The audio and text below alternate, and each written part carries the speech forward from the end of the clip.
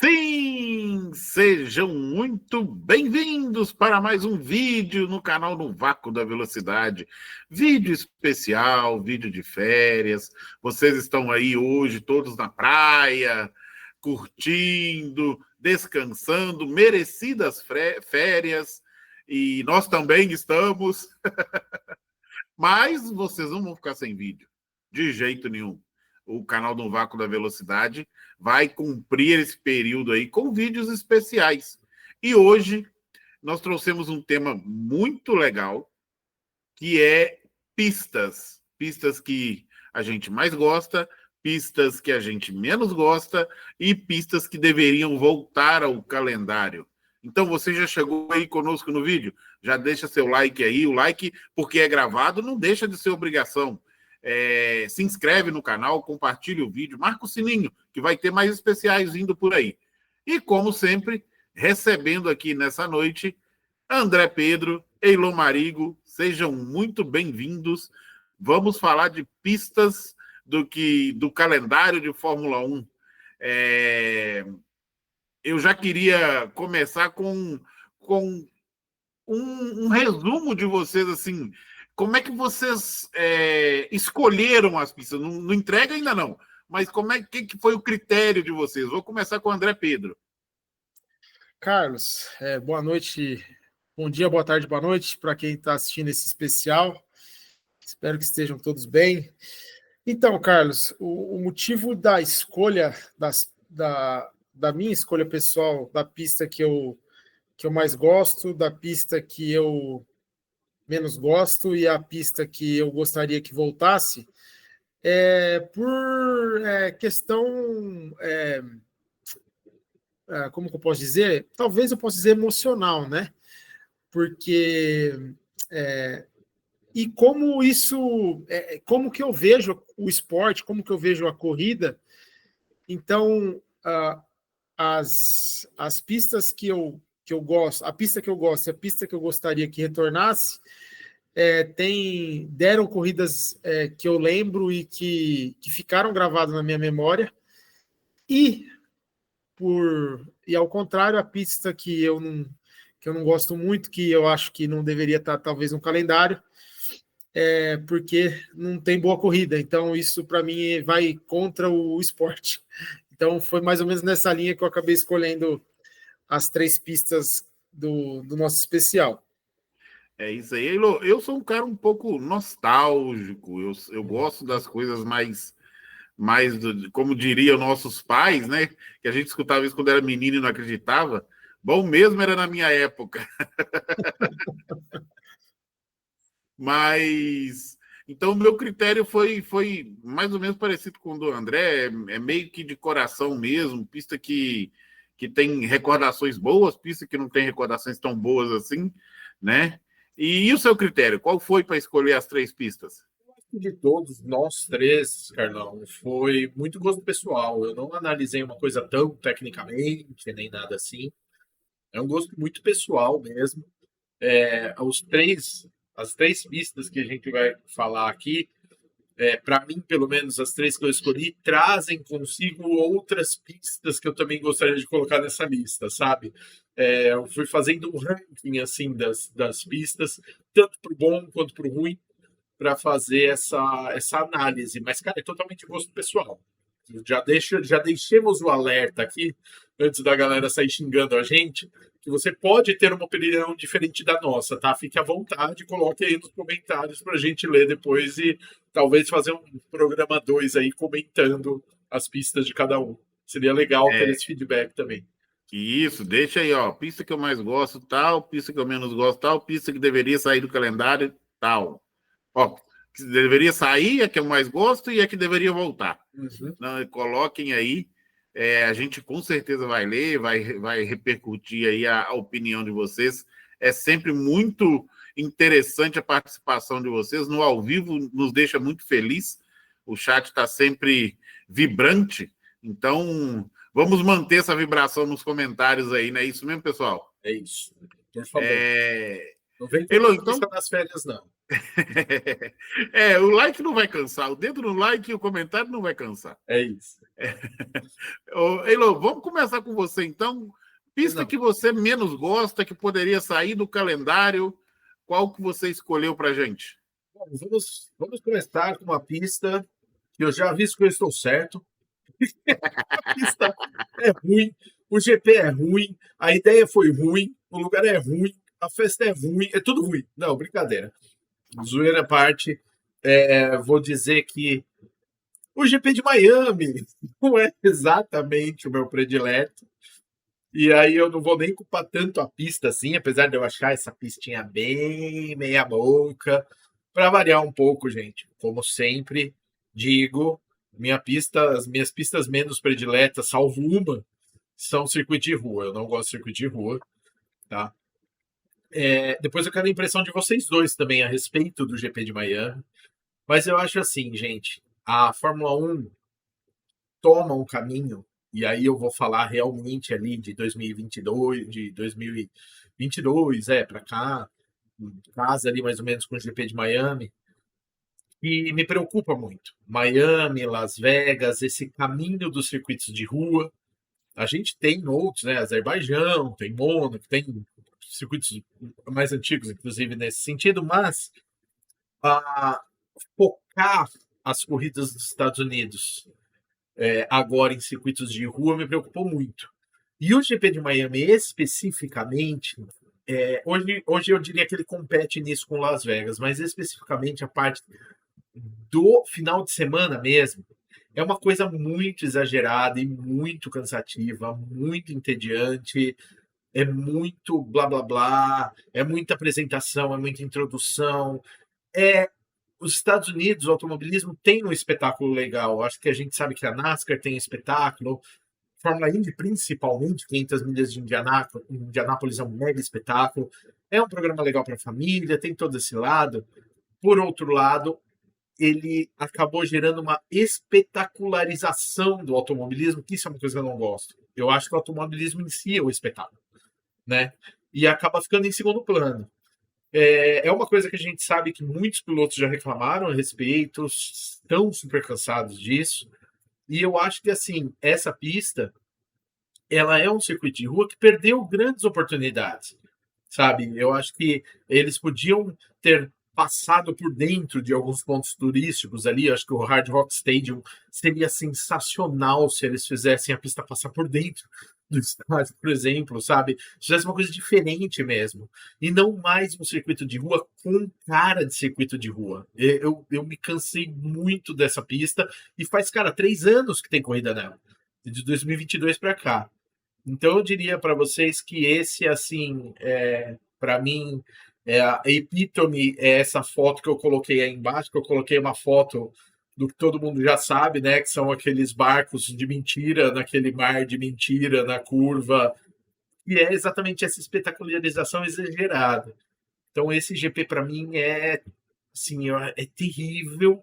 A pista não é boa, eu acho que essa pista não é boa, principalmente que, de fato, ela só tem uma reta, porque a outra reta que ela teria grande é, na verdade, uma sequência de curvas super abertas, onde hoje, na Fórmula 1 de hoje, não se consegue fazer muita coisa.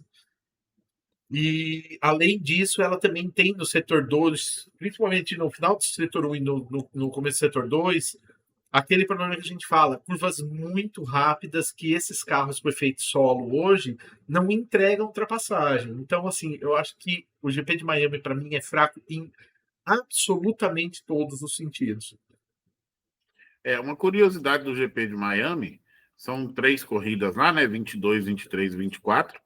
E até então, o pole ainda não venceu corrida em Miami. É verdade. O Verstappen ganha em 22 saindo de terceiro. Em 23 ele ganha saindo de nono. E o Lando ganhou esse ano saindo de quinto. Começa a se criar aquele tabu, né? Daqui a pouco vira tabu. O pole não vence aqui. Mas, assim, a minha opinião sobre o GP de Miami estaria na minha lista se pudesse ter mais pistas, com certeza.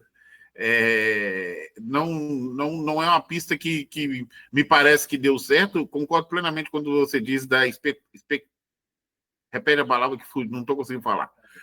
Espetacularização. Espetacularização. E para mim ainda tem um agravante, porque, infelizmente, eles são muito bons de espetáculo, mas com a Fórmula 1 fica uma breguice que só Jesus para aguentar. Bem difícil. André Pedro, sua opinião sobre a escolha do Elô Marigo aí do GP de Miami? Carlos, enfim, o GP de Miami é um GP recente, né? Eu acho que a gente tem um recorte pequeno dele ainda, mas eu também vou um pouco nessa linha, né? Eu acho que a Liberty Media e a Fórmula 1 têm tentado captar o público americano e muitas vezes exagerando, acho que passando um pouco do ponto nessa questão do extra-pista, né? Do fora da pista. Então, isso acaba, acho que, sobrecarregando um pouco o final de semana nos Estados Unidos, de modo geral. É sempre muita coisa fora da pista, uma coisa muito cheia de frufru, que acaba para o fã de Fórmula 1. Talvez o público americano seja mais afeito a esse tipo de espetáculo, né? Mas para o fã, talvez, que não seja americano, chega a ser cansativo mesmo. Você fica... Nossa, cara, nossa, vai ser todo ano esse monte de bandeirinha, de confete, né? Então, nessa parte eu também isso não me agrada muito, não. E com relação à pista, também, cara, porque a gente sabe que na Fórmula 1 de hoje, ou o piloto passa o outro na reta, usando o DRS, ou a gente precisa de curvas de um pouco menos de velocidade para que haja disputa, né? Então, essa pista tem mais contras do que prós para uma boa corrida. Então, apesar de a Fórmula 1 estar evoluindo em relação a alguns circuitos de rua, talvez esse não tenha sido um circuito dos mais felizes pela sua configuração, né?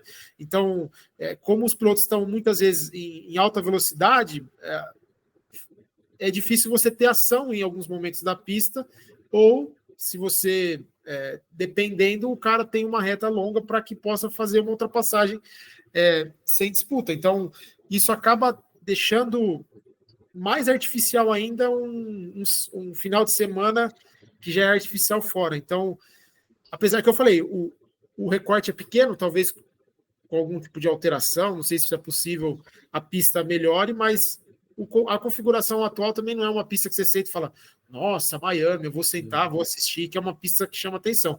Para mim também é uma pista que me deixa bem... não me deixa muito cativado, não, quando chega o final de semana de Miami, não.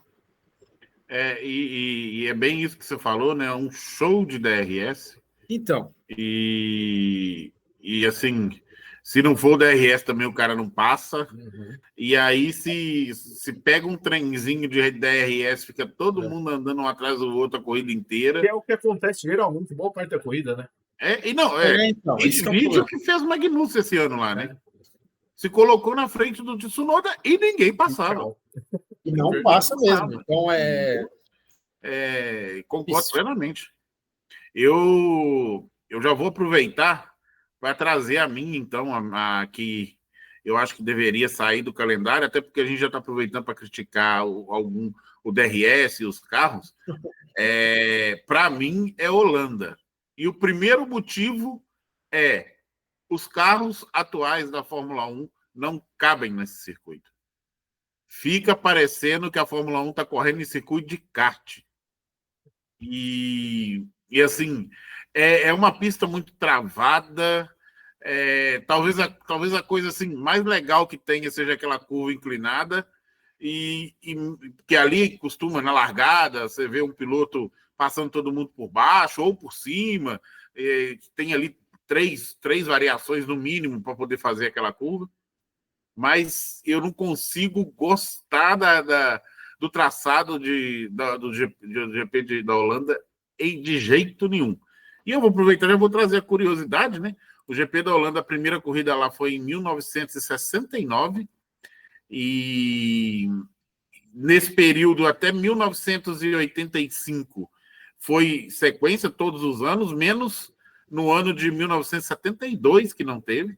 Então, de 69 até 85, só falhou em 72. E agora voltou em 2021. A gente sabe muito pela influência do Verstappen, né? Mas, como eu disse no começo, esses carros de Fórmula 1, para mim, não cabem lá. Talvez numa outra época, sei lá, 2010, 2000, talvez desse corrida boa lá. Mas hoje eu não consigo gostar da corrida. Eilon Marigo, sua opinião sobre o GP de Zandvoort? Eu concordo totalmente, cara. Eu acho que não é uma coisa que empolga, cara. Eu acho, inclusive, que aquela curva inclinada que realmente é interessante, ela, no lugar onde ela tá, não é interessante. Sabe? Se ela tivesse em outros pontos da pista, onde os caras efetivamente usassem a inclinação de uma forma mais eficiente, ou seja, como se geralmente usa a inclinação, uma curva inclinada, você vai usar a máxima inclinação se ela tivesse no fim de uma reta, por exemplo, e os caras viessem rápido e usassem essa curva. E eles vêm para ela num setor lento, né? No setor lento. E eu também acho que, assim, não é uma pista boa.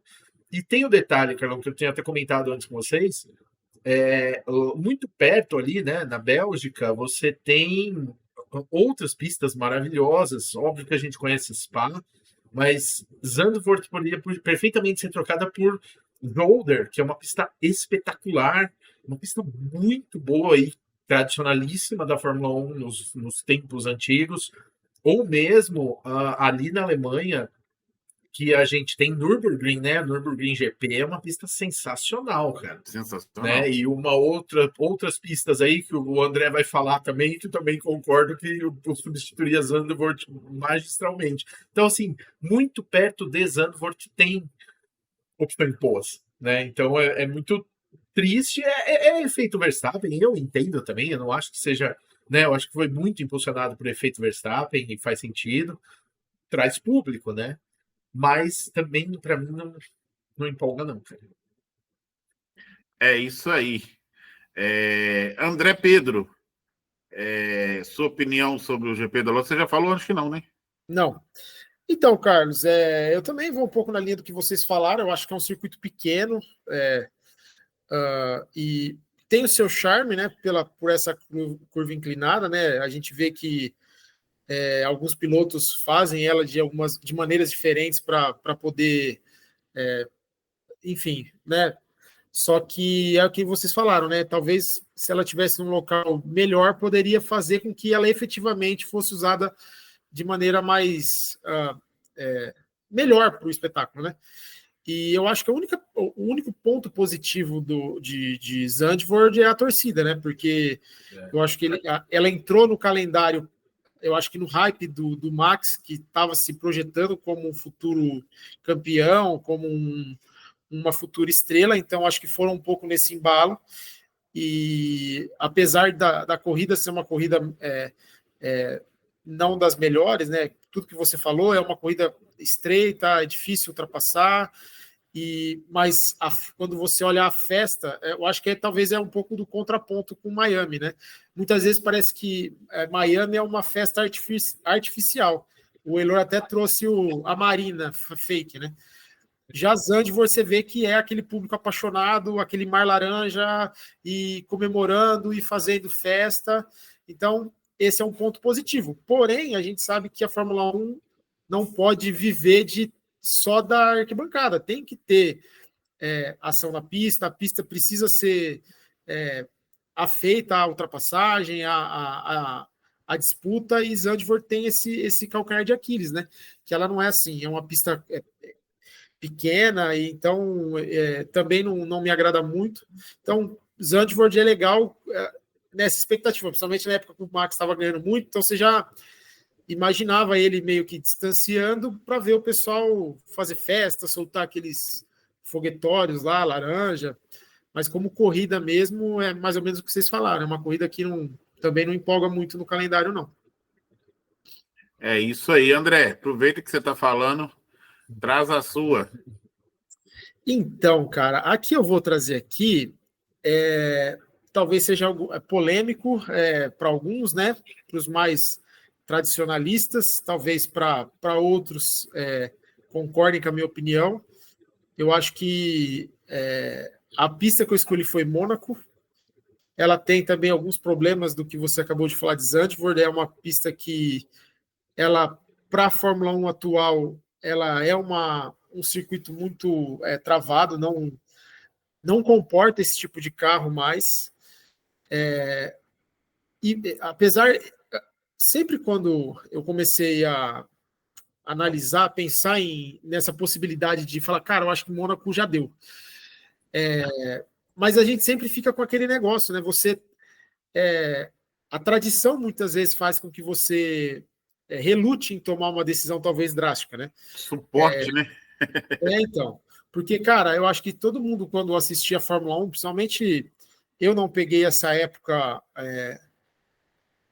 de Ayrton Senna, que o cara fazia horrores na pista, mas acompanhei depois por causa dessa vontade de acompanhar a Fórmula 1, a gente volta e consome aquilo que aconteceu. Não assisti ao vivo, mas assisti depois. Então você vê que aqueles carros menores eram, apesar de ainda ter uma certa dificuldade, era um outro tipo de Fórmula 1 em Mônaco, né? Só que, conforme um exemplo mesmo, né? O carro de hoje ele tem 2 metros de largura. Então, se você pegar uma trena e medir a pista de Mônaco, tem lugar que não tem 4 metros. Então, não cabe 2 carros um do lado do outro para fazer uma curva, para fazer uma ultrapassagem. Então, é um circuito problemático nesse aspecto, né? Então, e aquilo que aconteceu recentemente, que acho que a única coisa que fazia Mônaco ter um pouco de vida era o pit stop, né? Talvez aquele jogo de pit stop. E quando a gente teve uma corrida que o pit stop aconteceu no começo, o pessoal trocou o pneu e foi até o fim e não teve nada. A gente ficou assistindo simplesmente um desfile de carro. E isso, cara, para mim foi o divisor de águas. Eu falei, cara, não é possível você assistir uma corrida que não vai ter uma troca de posição. Isso é totalmente uma afronta ao que a Fórmula 1 é por essência. Então, isso para mim foi tipo a decisão de falar que Mônaco eu acho que já deu o que tinha que dar e teria que sair. Porque assim, cara, se você for... É aquele negócio, quando você vai... eu acho que é nostálgico você ver a curva da piscina, tabacaria, Sandevaux, mas isso não é suficiente, essas nostalgia, para manter um grande prêmio, né? E o problema é que Mônaco, em questão de qualifying, é uma coisa sensacional. E quando a gente vai para a corrida, é aquele marasmo. E eu fiquei pensando, falei, será que Mônaco não deveria ser uma corrida à parte, tipo assim, um time trial? Então, sei lá, não vai ser o carro contra carro, vai ser o carro contra o cronômetro e, enfim, porque a gente já viu coisas espetaculares acontecer em Mônaco. Então, você talvez fazer uma coisa que não é usual, porque hoje, Fórmula 1 atual, com esses carros em Mônaco, não casa mais. Então, eu acho que a Fórmula 1 já tirou vários circuitos emblemáticos. Eu acho que Mônaco é o maior deles, né? Desde 1950, a sua primeira corrida, tal. São 70 grandes prêmios nesse até hoje, né? Sim, e aquilo, e eu lembro que era o glamour de Mônaco, né? Você via o pessoal reunido naquelas grandes mansões e nas sacadas, tomando os melhores champanhes e tal. Então, era o local para se acompanhar a Fórmula 1. Só que, infelizmente, para a Fórmula 1 de hoje, eu acho que teria que cortar na carne, tirar esse saudosismo, ou você faz alguma mudança, porque é aquilo que o Elor falou dos circuitos de rua. Muitas vezes o circuito de rua não te dá margem de manobra. E Mônaco é um pouco isso, né? Ele tem... um problema de Mônaco é o asfalto, né? Um asfalto que é usado diariamente no dia a dia da população de Mônaco. Então, ela tem diversos problemas e eu não vejo a curto, médio prazo, o que se possa fazer para tentar salvar essa corrida. Eu não sei qual que é a opinião de vocês, mas na minha visão, eu acho que depois do que aconteceu com essa questão de trocou o pneu rápido e depois a gente só ficou vendo, esperando acabar, isso para mim foi o limite. Então, para mim, se eu pudesse, Mônaco, infelizmente, sairia do calendário. Eu vou concordar discordando de você. Com todo respeito que nos é compatível, compartilhado. Mônaco, realmente, essa última corrida desse ano foi um absurdo o que aconteceu. Mas, para mim, e eu lembro que eu comecei o programa falando que eu sou um camarada meio nostálgico. Então, para mim, Mônaco não pode sair. Assim, respeito demais a sua opinião e concordo com você que a Fórmula 1 tá chata lá. Mas eu não sei se o Elô depois vai falar e eu quero deixar... Não esquece dessa pergunta não, tá, Elô? Que quando eu, pelo menos, quando eu era menino, quando você pensava assim, se alguém virasse para mim e falasse assim, escolhe uma pista para você poder assistir Fórmula 1, era Mônaco. Uhum. Aquela coisa de pompa, de... O sabe glamour, assim? né? Cheguei no topo do mundo. Estou assistindo Fórmula 1 em Mônaco. Então, eu tenho muito, muito carinho pela corrida de Mônaco, apesar de uns tempos para cá ter ficado muito ruim. Mas, além de tudo, eu vi, com esses olhinhos que um dia a Terra há de comer, as 6 vitórias da Ayrton Senna lá, né, cara? A última com o Mansell quase atropelando ele. E assim, para mim, Mônaco tem um quê emocional muito grande. Eilô, pode discordar de mim. Eu vou falar o seguinte, gente. André, eu acho o contrário do que você falou no começo, cara. Hoje em dia eu vejo a grande maioria dos meus amigos falando que preferia que o Mônaco saísse do calendário. Eu acho que a maioria das pessoas não gosta, pouca gente gosta. Eu acho que isso se inverteu. Eu acho que tem essa questão que o Carlos falou da nostalgia. Eu acho que assim, gente, uma coisa que mudou muito na Fórmula 1 e Mônaco não teve como acompanhar é que, de fato, o circuito de Mônaco, tudo que acontecia em torno do final de semana de Mônaco, era muito voltado a essa... Não é essa aura, né? Essa realidade de Mônaco, que é a realidade de maior número de bilionários por metro quadrado e etc, Sim. etc e tal. E a gente sabe exatamente o porquê Mônaco ser tão importante para a Fórmula 1, né, antigamente, porque, gente, Mônaco é um paraíso fiscal, todo mundo tem casa lá, todo mundo tem propriedade lá, todo mundo tinha dinheiro lá, e lá era onde os grandes negócios da Fórmula 1 eram fechados. Todo mundo tem garagens de carros lá. Então, o que acontece? Mônaco sempre teve esse lado do glamour, do inalcançável, mas também esse lado do ápice do evento Fórmula 1 no mundo. Era mesmo, o Carlão falou, é verdade. Até eu diria, né, nem década de 80, 90, até os anos 2000, Mônaco foi isso. E a gente sabe muito bem que hoje o dinheiro migrou junto com o petróleo. O dinheiro foi para outra região e, nesse sentido, essa grande aura, esses negócios, o business da Fórmula 1 também foi. Mas apesar de Mônaco ter perdido essa relevância, que inclusive eu acho que é o que poria Mônaco em risco, é realmente a perda dessa relevância como evento. Talvez essa seja a única pista que eu vou discordar, André, mas aí, assim, não porque esteja errada essa avaliação. Gente, corrida em Mônaco não é boa, de fato. Sim, concordo plenamente. Já teve muita corrida inacreditáveis, como o Carlão falou. Não serve para esses carros, concordo com o que você falou, André, não serve, de fato. Mas, para mim, eu só diria que eu não gostaria de ver Mônaco sair, não é nem pela nostalgia. E quando eu falo isso, tem muito amigo meu que não acredita, mas eu juro para vocês, gente, eu fico embasbacado até hoje de ver os carros correndo em Mônaco. Esses carros a 300 km por hora em Mônaco, 280 km por hora em Mônaco. Porque eu acho uma coisa meio... Assim, é inacreditável. para mim, desde criança, eu assistia as corridas em Mônaco como um negócio mágico. Gente, como os caras conseguem correr nessa velocidade, nesse circuito, sabe? Tem um negócio muito marcante de Mônaco, Luiz, desculpa te interromper, mas que é aquela famosa volta do Senna, que tem a onboard dele dando a volta completa lá em Mônaco, né? E você vê ali o cara com câmbio manual andando perto do muro, no limite extremo, e é assim, é lindo de ver. Uhum. É lindo de ver. Não é corrida, claro, é classificação, mas assim, é maravilhoso de ver como é que ele passa a milímetros do muro. Tem até uma história de um fotógrafo, me fugiu o nome dele agora, que ele falou que ele ficava ali na saída dos Zés da piscina, e ele, na época, não tinha esse negócio de tirar foto e olhar para ver, né? Sim. Tinha que tirar e mandar revelar. E eles mandavam para Nice, eu acho, para revelar. E aí ele passou o treino ali tirando as fotos. Eu não lembro se foi o treino ou foi a corrida.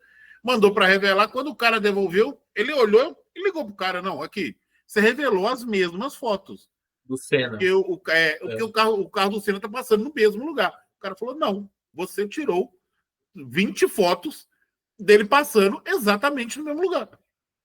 De todos os carros, o Senna fazia tão perfeito que ele fazia sempre igual a curva, né? E as fotos ficavam todas iguais.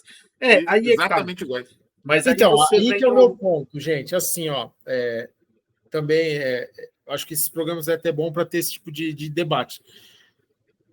Eu também concordo que é desafiador você correr num circuito daquele, que o muro é próximo, você não tem área de escape, só que e aquilo que vocês falaram do Senna, o cara tinha uma maestria de pilotar lá.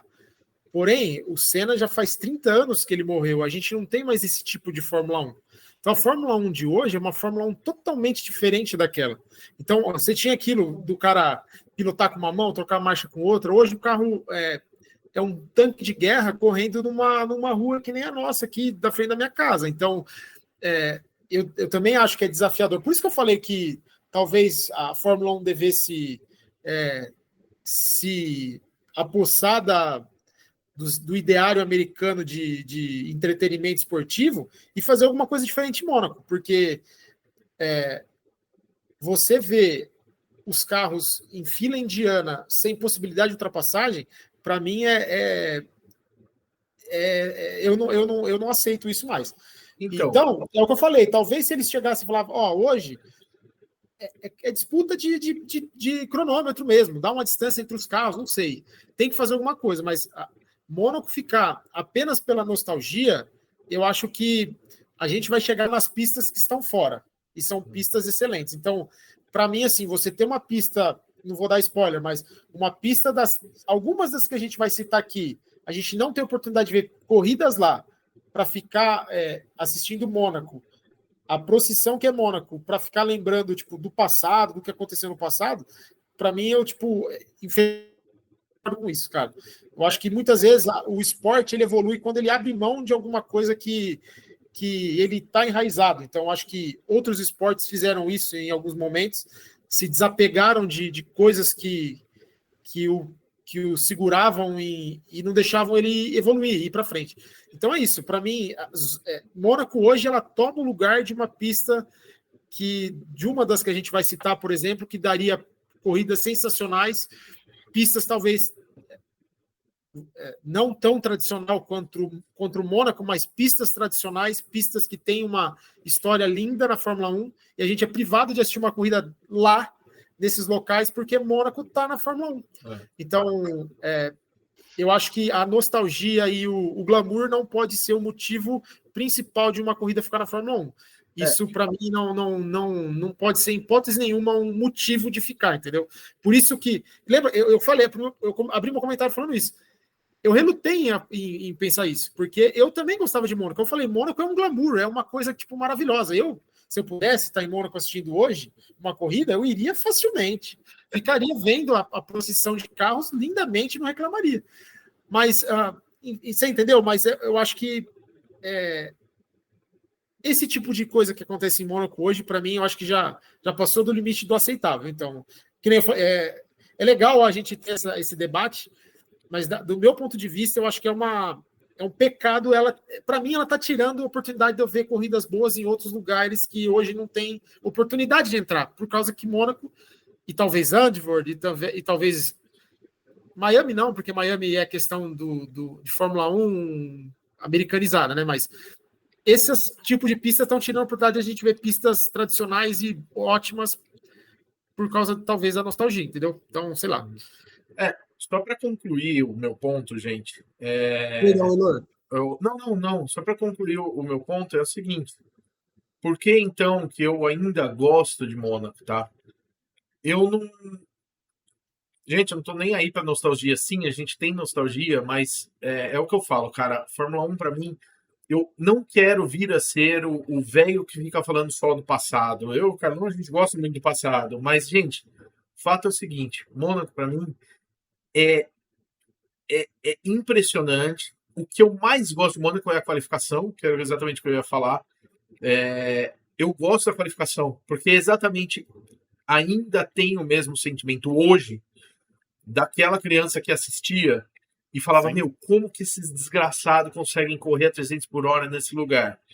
E eu hoje sento para assistir a qualificação e é para mim uma experiência igual. E o que é legal nisso? É legal exatamente o fato de que a gente tem pelo menos uma pista onde a gente não está vendo sempre tudo a mesma coisa. O que interessa é sempre aquela mesma coisa do automobilismo, é a corrida.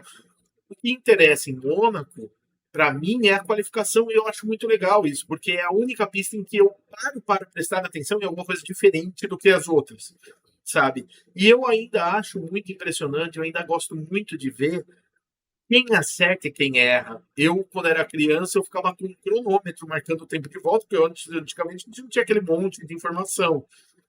E eu ficava lá na frente da TV, e mesmo no autódromo, com um cronômetro, marcando o tempo de volta, para entender quem é bom em qual curva, em qual setor. Na época nem se falava de setor direito.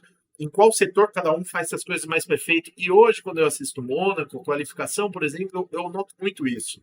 Cara, esse cara é um gênio em fazer essa curva. Mas esse cara aqui, que é um gênio de piloto, é péssimo em fazer essa curva. E isso é uma coisa que você não vê em outros circuitos. Você não consegue fazer essa análise em outros circuitos. Então eu acho isso muito legal. Mas assim, por uma questão técnica, gente. Não é que eu estou certo, todo mundo que fala, que a grande maioria hoje fala, eu odeio o Mônaco, tá errado, tá certo. Coisa de Mônaco é uma bosta.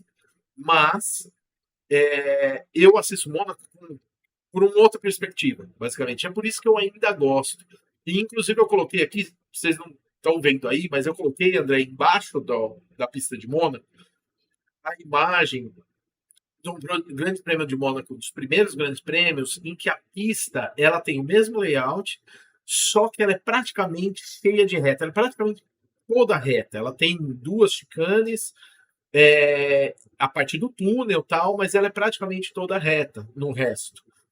E aí que eu ia dizer, eu acho que Mônaco talvez caberia, lógico que não dá para fazer a mesma pista toda reta, porque hoje em dia tem restaurantes, tem a piscina, tem um monte de coisa que não tinha na época, mas talvez uma revisão de Mônaco para talvez estender alguns pontos dela, que a gente conseguiria ter um pouco mais de velocidade, um pouco mais de possibilidade de ultrapassagem, talvez mudanças de layout mesmo, tá? Mas assim, eu aceito Mônaco como ela é, porque eu ainda me impressiono muito e gosto de ter pelo menos um circuito no ano que estou vendo uma coisa diferente do que eu paro para prestar atenção nos outros 23 circuitos no ano, entendeu? Mas eu acho que é isso, gente. Mônaco, de fato, é uma pista em que vai ter gente que vai amar, ou pelo menos vai ter a nostalgia, ou porque vê de uma forma diferente, ou seja, porque... e gente que vai odiar, porque realmente as corridas não são mais legais, porque esses carros não cabem mais em Mônaco, de fato não cabem, porque o glamour foi embora, porque tem gente sim que desde a... Isso é verdade, né, Carlão? Década de 80, 90, gostava do glamour, que se dane o resto. Sim, entendeu? Sim. E isso realmente não tá mais lá, tá, mas de uma forma bem, né, sutil. Sim. Então, assim, gente, eu acho que nesse ponto não tem certos e errados. Mas realmente é uma pista que eu acho legal esse debate, porque, cara, é muito difícil de você chegar num acordo a respeito de Mônaco. Tanto é que eu acho que a própria Fórmula 1 não está conseguindo chegar. Sim. Acordo. De vale a pena manter ou vale a pena sair, sabe? Eu não sei se você lembra, Elô, mas antigamente era notícia o valor que se pagava para estacionar iate no final de semana em Fórmula 1. Vamos combinar, na verdade é uma coisa brega pra caralho, É. bizarra, mas na verdade, E chamava Mônaco, atenção. assim, é responsável por alguns momentos que até quem não viu não vai esquecer. Por exemplo, eu falei da volta do Senna, naquela volta ele botou 1 segundo e 2 no Prost, no mesmo carro. Uhum. Não é um andando de Red Bull e o outro de Sauber. E na corrida, ele ganhando com quase 1 minuto de vantagem, socou o carro no muro. Temos o Kimi Raikkonen, que bateu o carro e depois a câmera foi pegar ele já tomando vinho no iate dele. Temos o Mansell fazendo, quase atropelando o carro do Senna. Tem acidentes do Leclerc, tem a própria saga do Leclerc para ganhar lá. Então, assim, tem muita história. E eu penso o seguinte, André, só para matar Mônaco. Se nós tivermos 23 corridas boas no campeonato, eu tolero o Mônaco sem ultrapassagem nenhuma. Mas eu também entendo perfeitamente quem acha que, cara, daria para ter coisa melhor. Daria, de fato, corrida, daria. Com muita facilidade, daria. Mas vamos dar sequência aqui. O André até comentou aí, né? Mônaco está desde 1950 e o maior vencedor lá é, até hoje, o Senna com 6 vitórias. Vamos dar sequência agora? Seguidas. Não, sim, foram 5 seguidas. Ele ganhou. Não, ele ganhou em 87. Em 88, quem ganhou lá foi o Prost. Aí ele ganha em 89, 90, 91, 92, 93. 5 seguidas, verdade. 5 vitórias seguidas. Agora nós vamos para o assunto pista que deve voltar. Pistas que estão fora do calendário e que caberiam retornar, porque por diversas razões que nós vamos descobrir agora. Eu vou começar com o Elô. Elô, para você, qual pista que está fora do calendário que merecia retornar? Então, Carlos, vou falar com um pouco de tristeza. Acho que todo mundo vai falar com um pouco de tristeza nesse ponto. Sim. Porque é a pista que eu acho que poderia retornar. Teve aí especulações de que quase retornou recentemente. Verdade. E é Kyalami, que é o Grande Prêmio da África do Sul. Cara, sou apaixonadíssimo por essa pista. Não só porque, como eu já falei, né? Eu também já assisti muitas temporadas antigas e tinham corridas espetaculares em Kyalami. Aliás, tem alguns circuitos, Kyalami, Estoril, Jerez de la Frontera. Tem alguns circuitos que realmente dão saudade, porque tiveram corridas sensacionais. A gente já falou de alguns aqui, Zolder, a gente já falou do Nürburgring, né? São pistas muito legais. Mas eu tentei também pensar um pouco em pistas que de fato poderiam voltar. Porque o problema é que tem pistas que a gente gostaria que voltassem que não vão voltar, a gente sabe que não. Né? Mas Kyalami, supostamente, aí passou muito perto de voltar à Fórmula 1. Eu acho assim, gente, vou dar aqui o motivo de Kyalami exatamente porque vocês vão ver que eu vou me repetir. Eu gosto muito de Kyalami pelos mesmos motivos que eu gosto da pista do Brasil, que eu gosto de Interlagos. Porque é uma pista curta, é uma pista de 4 km, não é das mais longas, tá? É uma pista de 4 km e 100 metros, 105, se não me engano.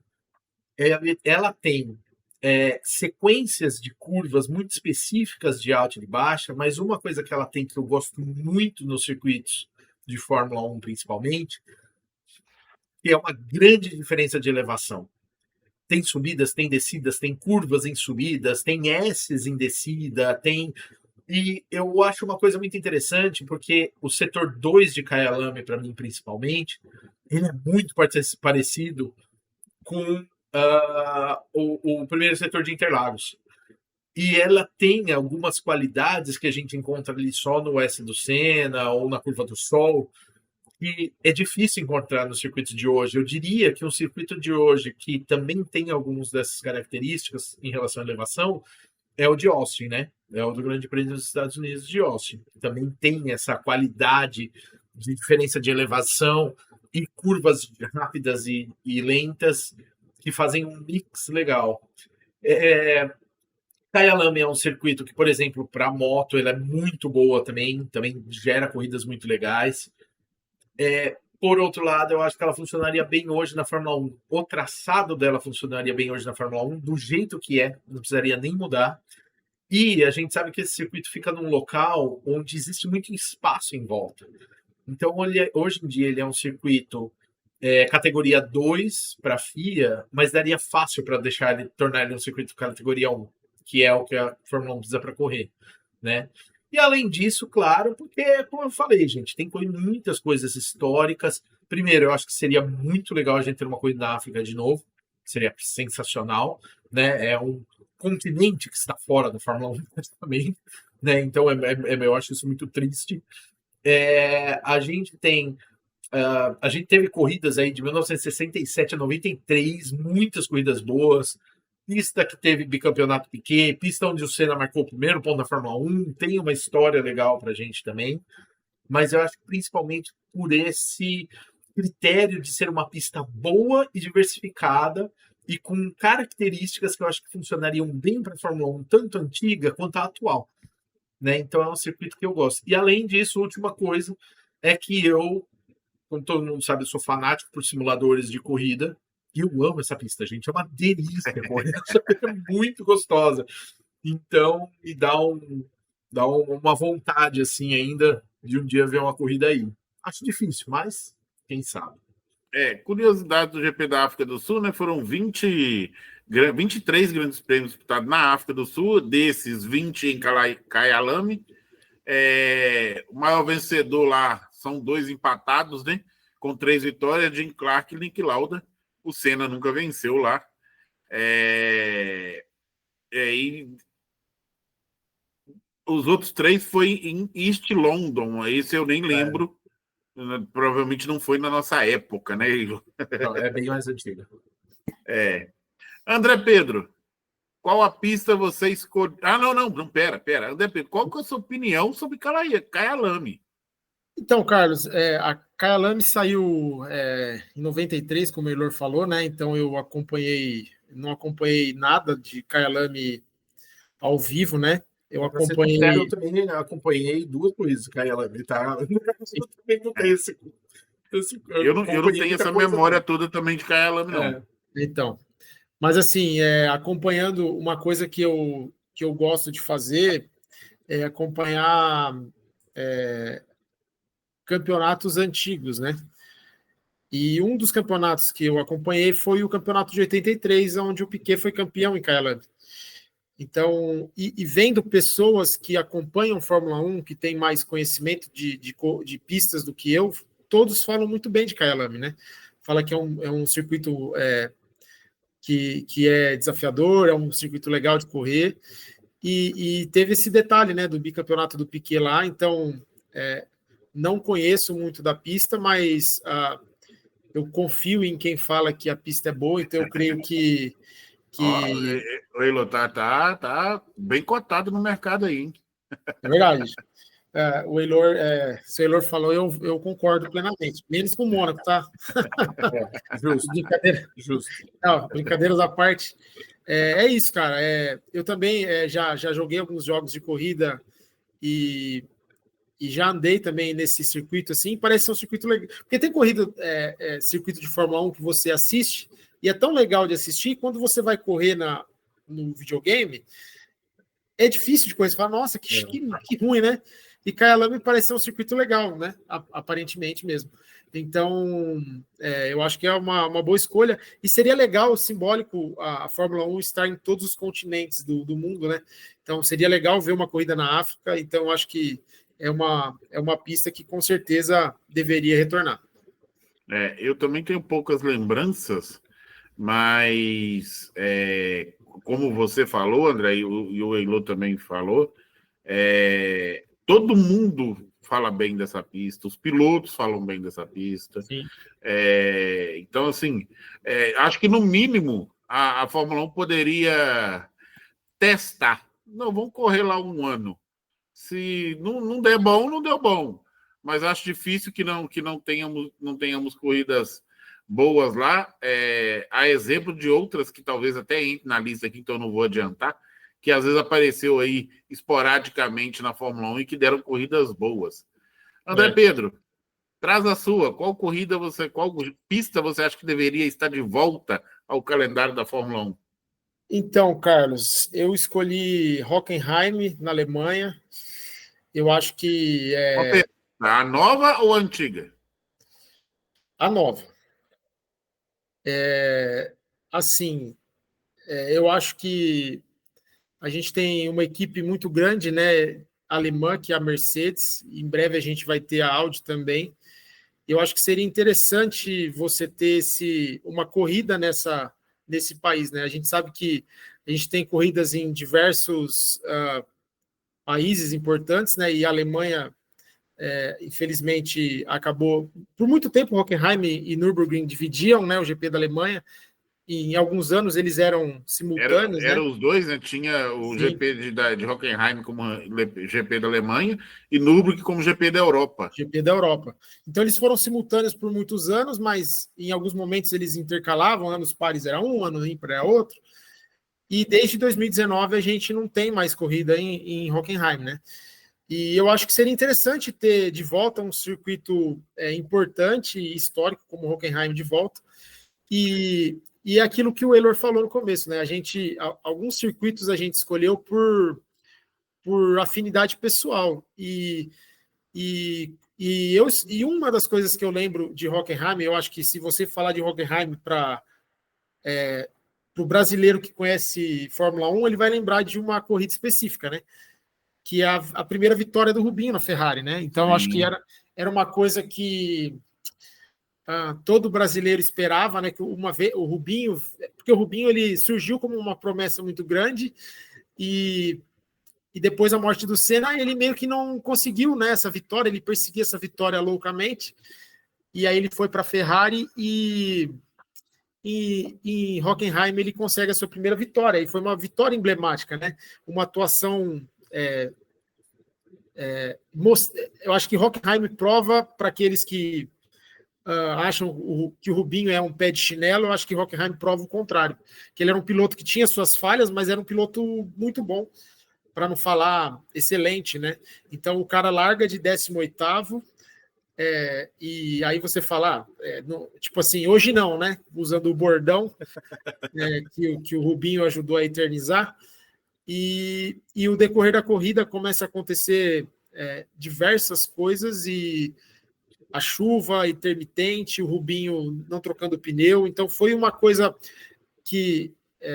um maluco entrando na pista. Isso que eu ia... O padre que adora estragar eventos, né? Participou de Olimpíada e tudo, né?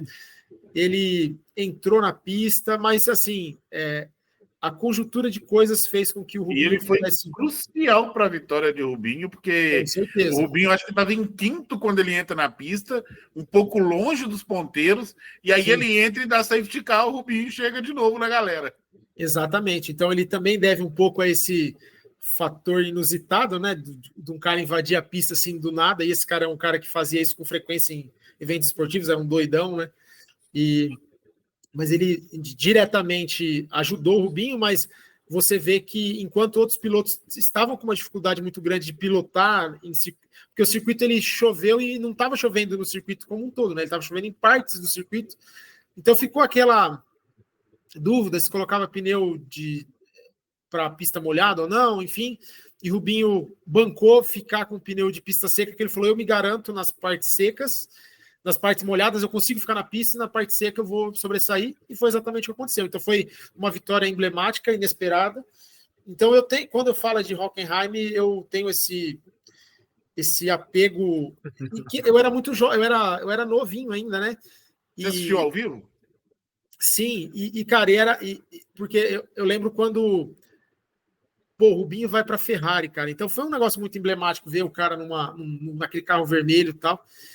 E aí você assistiu o cara fazer o que ele estava fazendo, por mais que muitas vezes naquele momento a gente não entendia tanto, né, do que estava acontecendo, mas você fala, pô, eu acho que vai dar. E começa a chover, você fala, o que esse cara tá fazendo? E ele conseguiu vencer, então eu tenho esse apego emocional com Hockenheim, além de todos os outros fatores, né, que Hockenheim tem, de ser um circuito importante para a Fórmula 1, num país importante, e o Max, a última vitória em 2019 foi dele, né, ele ainda já estava na Red Bull, estava tentando competir minimamente com as Mercedes, que eram... 2019, me ajuda a lembrar, foi aquela corrida que a Mercedes correu de branco? Nossa, não lembro se foi essa. Ixi, agora, Carlos. Que o Bottas bateu, o Hamilton rodou 252 vezes. Eu acho que foi. Foi a que o Huckenberg ia ficar em terceiro e bateu também? Acho que sim. Acho que foi. Exatamente. Acho que foi lá, sim. É isso. Foi uma corrida cheia de problemas, de maluquices, né? De coisas loucas, mas ele tem uma das vitórias do Max foi em Hockenheim, e então eu acho que seria interessante para essa Fórmula 1 de hoje aí, de circuitos de rua pasteurizados, ter uma corrida como Hockenheim, com toda essa história e essas histórias que aconteceu de vitórias espetaculares. Eu acho que seria interessante ter de novo. Eu concordo com você e até acrescento uma coisa, eu não sei se você e o Elo vão concordar. A Alemanha não poderia ficar sem um grande prêmio. Então. Assim, que fosse em Nürburgring, que fosse em Hockenheim, a Alemanha tinha que estar no calendário. Tá. E uma coisinha que eu queria passar rapidinho aqui, que há pouco tempo eu até vi o Rubinho falando disso, mas para quem já conhece lá o canal do Lito do Aviões e Músicas, ele sempre fala que o acidente precisa de vários elos da corrente para acontecer, né? Vai juntando os elos até formar a corrente que derruba o avião. Essa primeira vitória do Rubinho foi mais ou menos isso, porque o Rubinho tem... Nós falamos isso ontem no programa, hein? O Rubinho tem um problema no carro na classificação, aí ele ia pegar o carro reserva, o Schumacher tem problema no carro dele, o Schumacher pega, o Rubinho entra no finalzinho e pega a pista molhada com pneu de seco.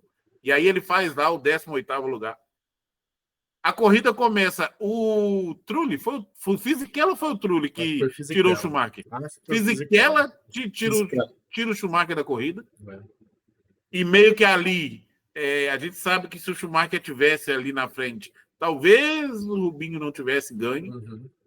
Talvez. Esse fator também. E aí tem o maluco que entra na pista e depois ainda tem a chuva. Então foram vários elos para que chegasse naquele final. E o Rubinho andou demais naquele final de semana. Andou demais. Nossa, Deus. É uma das corridas que a direção de imagem deu um show, porque usou demais a câmera on-board do Rubinho.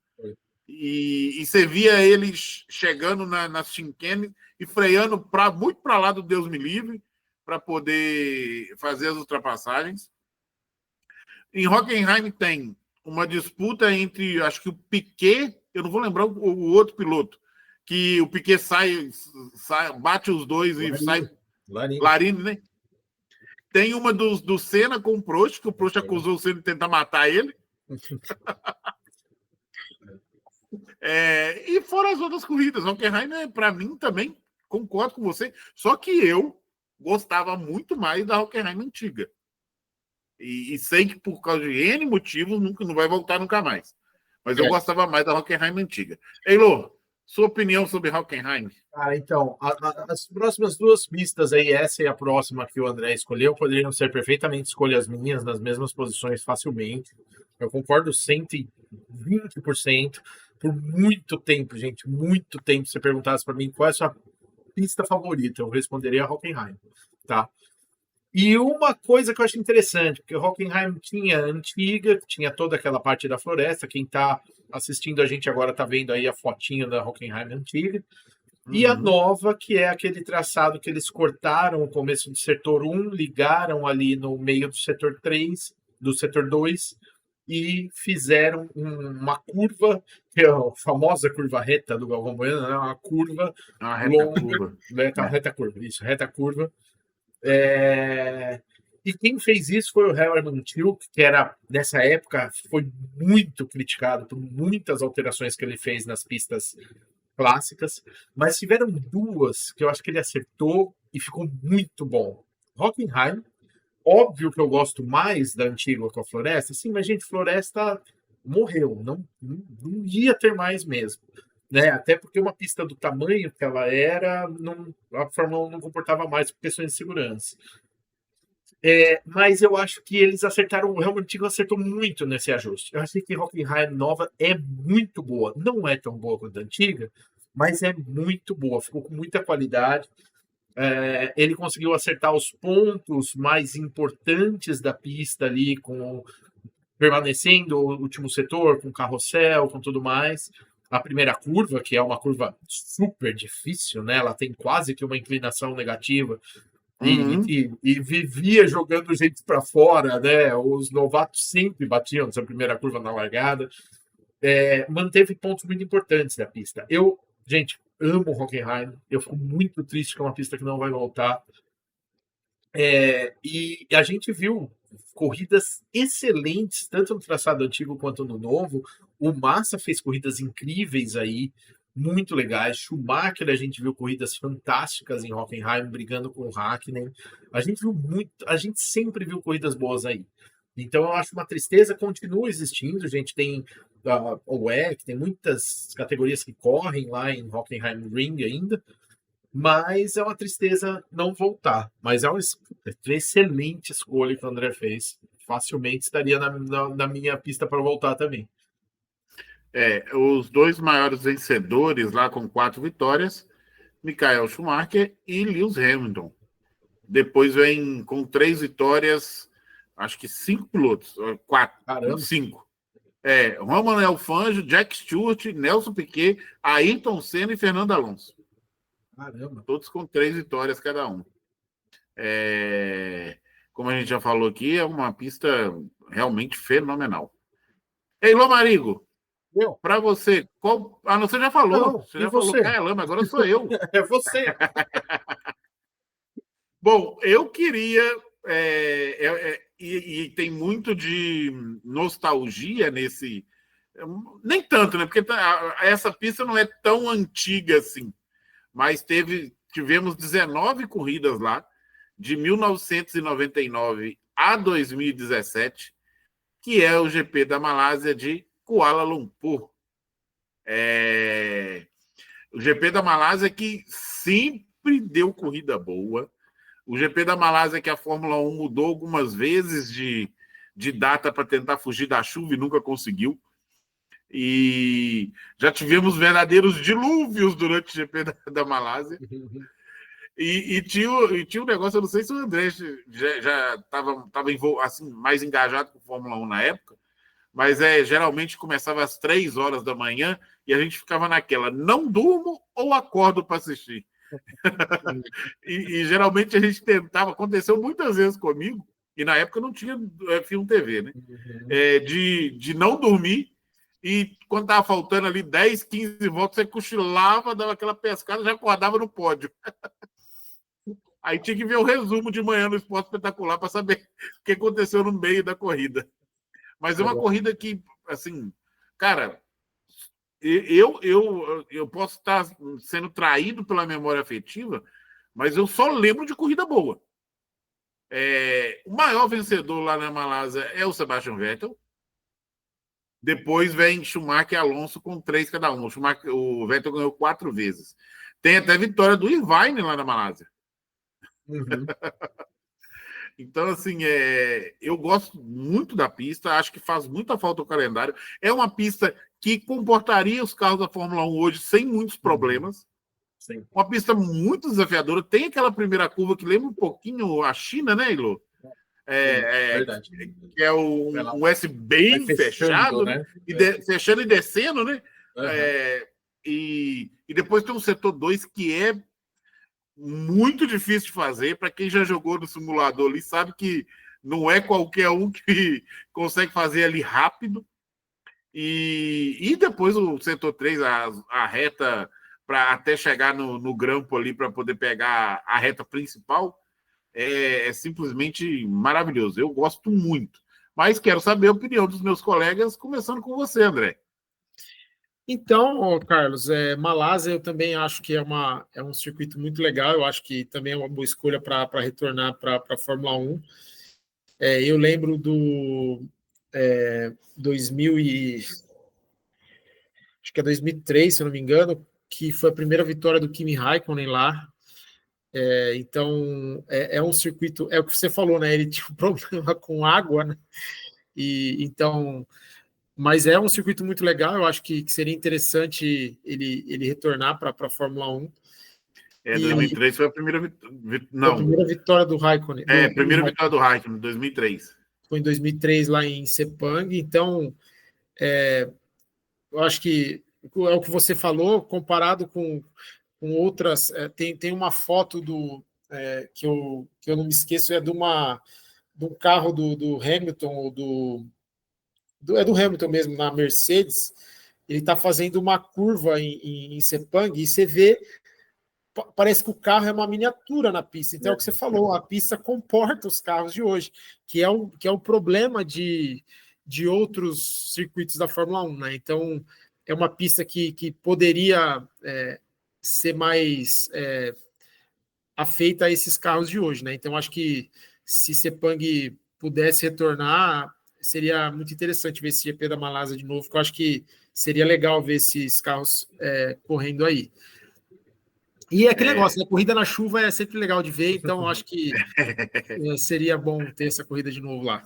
A Malásia continua com MotoGP ainda corre lá em Sepang, né? Desde 1999 até hoje, é uma das pistas mais tradicionais do MotoGP.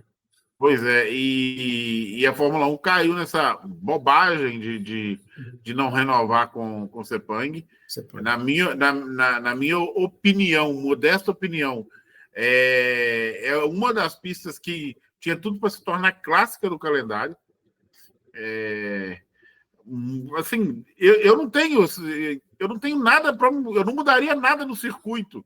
Eu gosto realmente e sempre deu corrida boa. O que é mais importante para o esporte, sempre deu corrida boa. Hoje, talvez teria um grande problema com o DRS da forma que ele é gerido hoje. Mas teria que correr lá para saber. Eilô, sua opinião sobre Sepang? Olha, eu vou falar. A primeira coisa, Sepang ela tem uma característica que não tem nada a ver com corrida, mas é uma característica que eu gosto muito também. Eu só lembro o nome antigo, gente, do Alm Ring, né? Do Red Bull Ring. Eu gosto também lá da Áustria. Cara, como é linda! Como é linda essa pista! É linda, linda, linda. Eu gosto de ver essa pista, porque eu acho ela maravilhosa. Não só por aquele setor principal, que tem aquela arquibancada, né? Com aquelas estruturas, mas. Parece um guarda-chuva aberto, assim, né?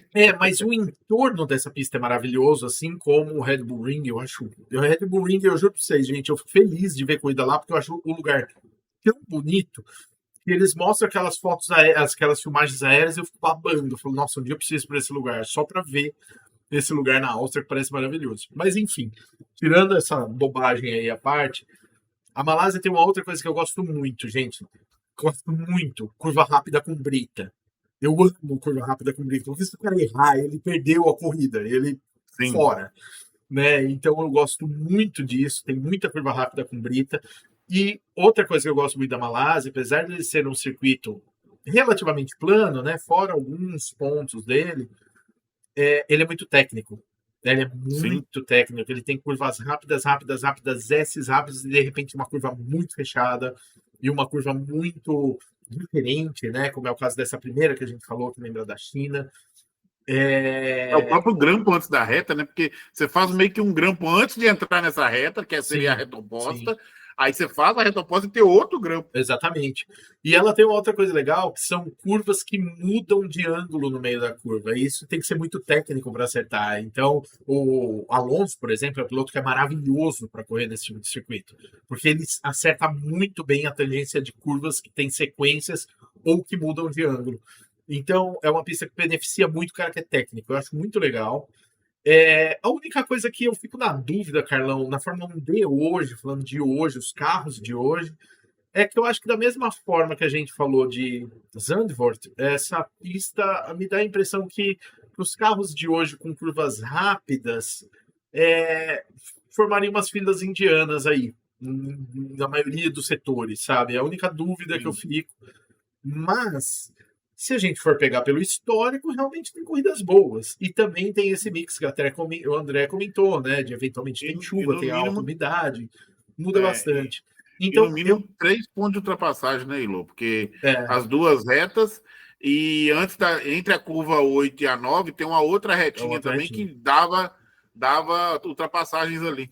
Eu lembro do porque Massa ela vinha de fazendo uma curva ultrapassagem. abertíssima, né? Então o cara já chegava ali muito rápido e conseguia ultrapassar. Eu acho um circuito bom, Carlão. Eu não sei se estaria entre os meus tops para voltar, mas eu acho muito, muito legal. E é um circuito realmente, cara, é bonito. E na MotoGP vai muito bem, né? É um dos clássicos da MotoGP, uma baita corridas da Malásia. É bem legal, bem legal. Uma boa escolha também. E eu não sei também, falando nessa questão de Sepang, tinha essa questão da chuva, né? Eu acho que acho que todo mundo talvez lembre da corrida de 2009, né? Da época da Brown GP, que foi uma corrida que começou no seco e de repente caiu um dilúvio, e a gente só fazendo uma comparação com a Fórmula 1 de hoje, né? Que com um pouquinho, tem uns pinguinhos, eles já não correm. E os caras ficaram na pista com uma chuva torrencial. O negócio, talvez o Eilor, com o barco dele, não conseguiria fazer tanta água. E os caras tentando correr, e você via que os carros não conseguiam ficar na pista, você via os caras rodando, até que eles acabam falando, cara, não tem como correr aqui, e eles terminam a prova, sei lá com quantas voltas, 30 alguma coisa aí, e corta a corrida, mas só fazendo esse paralelo, como que a Fórmula 1 de antigamente, ela ainda tentava, lógico, os carros eram diferentes, tudo, mas eles foram para a pista em condições, eu acho que impraticáveis, e você assistindo alguns highlights daquela corrida, você vê como que era impossível guiar, e os caras tentaram, e foi um negócio louco aquela corrida também. Desculpa, Elô, pode falar. Eu ia falar um detalhe disso que o André falou, que eu acho que dá para acrescentar ainda uma coisa que eu acho que seria muito bom para a Fórmula 1 atual. Gente, a Fórmula 1 atual, os carros não quebram, não tem mais problema mecânico. E a Malásia, essa pista tem uma coisa que seria muito legal, que é curva rápida com brita. O cara errou, ele tá fora. Talvez isso trouxesse um diferencial grande. Você falou, eu lembrei disso, porque você falou dessa corrida, André, e é exatamente isso. O cara derrapava um pouquinho e ele tava fora da corrida. Ele ia pra caixa de brita e tchau, acabou. Então, acho que isso seria muito legal também. Ainda tem uma curiosidade importante. Eu me lembro de tomar alguns sustos assistindo o GP da Malásia com a entrada do box. Porque o carro passa direto, ele vem para a última curva e não entra na última curva e passa direto. Parecia que estava batendo, né? Bateu. Esse detalhe mesmo. Ali, acho que foi ali que o Vettel ultrapassou. Não, o Alonso ultrapassou o Felipe na entrada do box, foi na Malásia? Ele passou por fora ali e foi embora. Acho que foi assim. E foi ali que, na minha opinião, o Hamilton perdeu o campeonato de 2016. Que o motor dele estoura, e ele acabou de falar, né, que carros da Fórmula 1 hoje não quebram. O motor dele estoura e ele estava ganhando a corrida, ganharia a corrida, muito provavelmente. Sim. E perde ali os pontos cruciais para ser campeão naquele ano. Bom, agora nós vamos para... Peraí, gente, eu me perdi aqui, me ajuda aí. Favoritos. Pista favorita. Vamos encaminhando para o final aí, falando das pistas favoritas. Vou começar com Eilô Marigo. Pista favorita do senhor Eilô Marigo. Vou denunciar, vou fazer denúncia. Agora vamos em denúncia. Já fiquem avisados, queridos espectadores, que todos nós somos clichês. Nessa etapa. Mas são clichês maravilhosos. Mais uma vez, eu poderia ter escolhido qualquer um desses 3 clichês com facilidade. Eu vou ser o maior clichê de todos. E a minha pista favorita é o Autódromo José Carlos Passe, Interlagos. Gente, não tem jeito. igual eu falo, eu acompanho a Fórmula 1 há muito tempo, eu já gostei de tudo quanto foi pista, comentei aqui de Hockenheim, que o André trouxe aí brilhantemente, faz muito sentido, já foi minha vez favorita. Spa-Francorchamps, por muito tempo, eu falei, cara, não dá, Spa-Francorchamps é muito boa. A Spa-Francorchamps tem alguns detalhes ali que são maravilhosos. Silverstone também por muito tempo, eu falei, cara, tá ali pau com essas aí, mas eu vou ser bem sincero com vocês, gente, hoje, olhando a Fórmula 1 hoje, Interlagos talvez seja o único circuito de todos que sempre teve corrida boa. Esquece, sem em qualquer condição. Talvez Silverstone, junto. Spa também, mas Spa teve períodos de domínio, alguém dominava Spa-Francorchamps. Interlagos é inacreditável, gente. Interlagos é uma profusão de vitórias, de acontecimentos e de... Não vou repetir, porque tudo aquilo que eu falei de Kyalami vale para Interlagos. Primeiro, um circuito anti-horário, que já é uma coisa que eu adoro, porque muda qual pneu que sofre mais força, muda completamente a lógica de ajuste dos carros. Então, é sempre um circuito difícil. Preparação física de dos preparar. pilotos. É um circuito de muita força G. E é um circuito que, aquilo tudo que eu falei de Kyalami, mas tem mais um detalhe. Eu acho que ainda mais do que Kyalami, o cara tem que ser técnico num nível insano para pilotar bem em Interlagos. Porque a gente tem ali, gente, Curva do Sol, bom, S do Senna, Curva do Sol, que já é um complexo inacreditavelmente difícil de você acertar a tangência 100% correta. Você tem ali o Laranja, que 9 entre 10 pilotos já foram ludibriados no Laranja para receber uma ultrapassagem por fora, porque é uma curva que parece fazer sentido uma tangência e não faz. A tangência dela é completamente diferente de qualquer outra curva semelhante que você já viu em qualquer circuito do mundo. E tem ali todo aquele complexo, né? Pinheirinho, Bico de Pato, e depois tem o mergulho, né? Que também é aquela, na Fórmula 1 hoje em dia é fácil, mas é aquela curva que você lembra muito bem, né, Carlão? Até o começo da década de 90, quem fazia aquilo com o pé no fundo, cara, era Deus. Porque muita gente saía e ia parar lá fora na tentativa. Mais ou menos algo como acontece em Spa-Francorchamps na Rouge Radion, né? Com o complexo Rouge Radion também tem essa característica.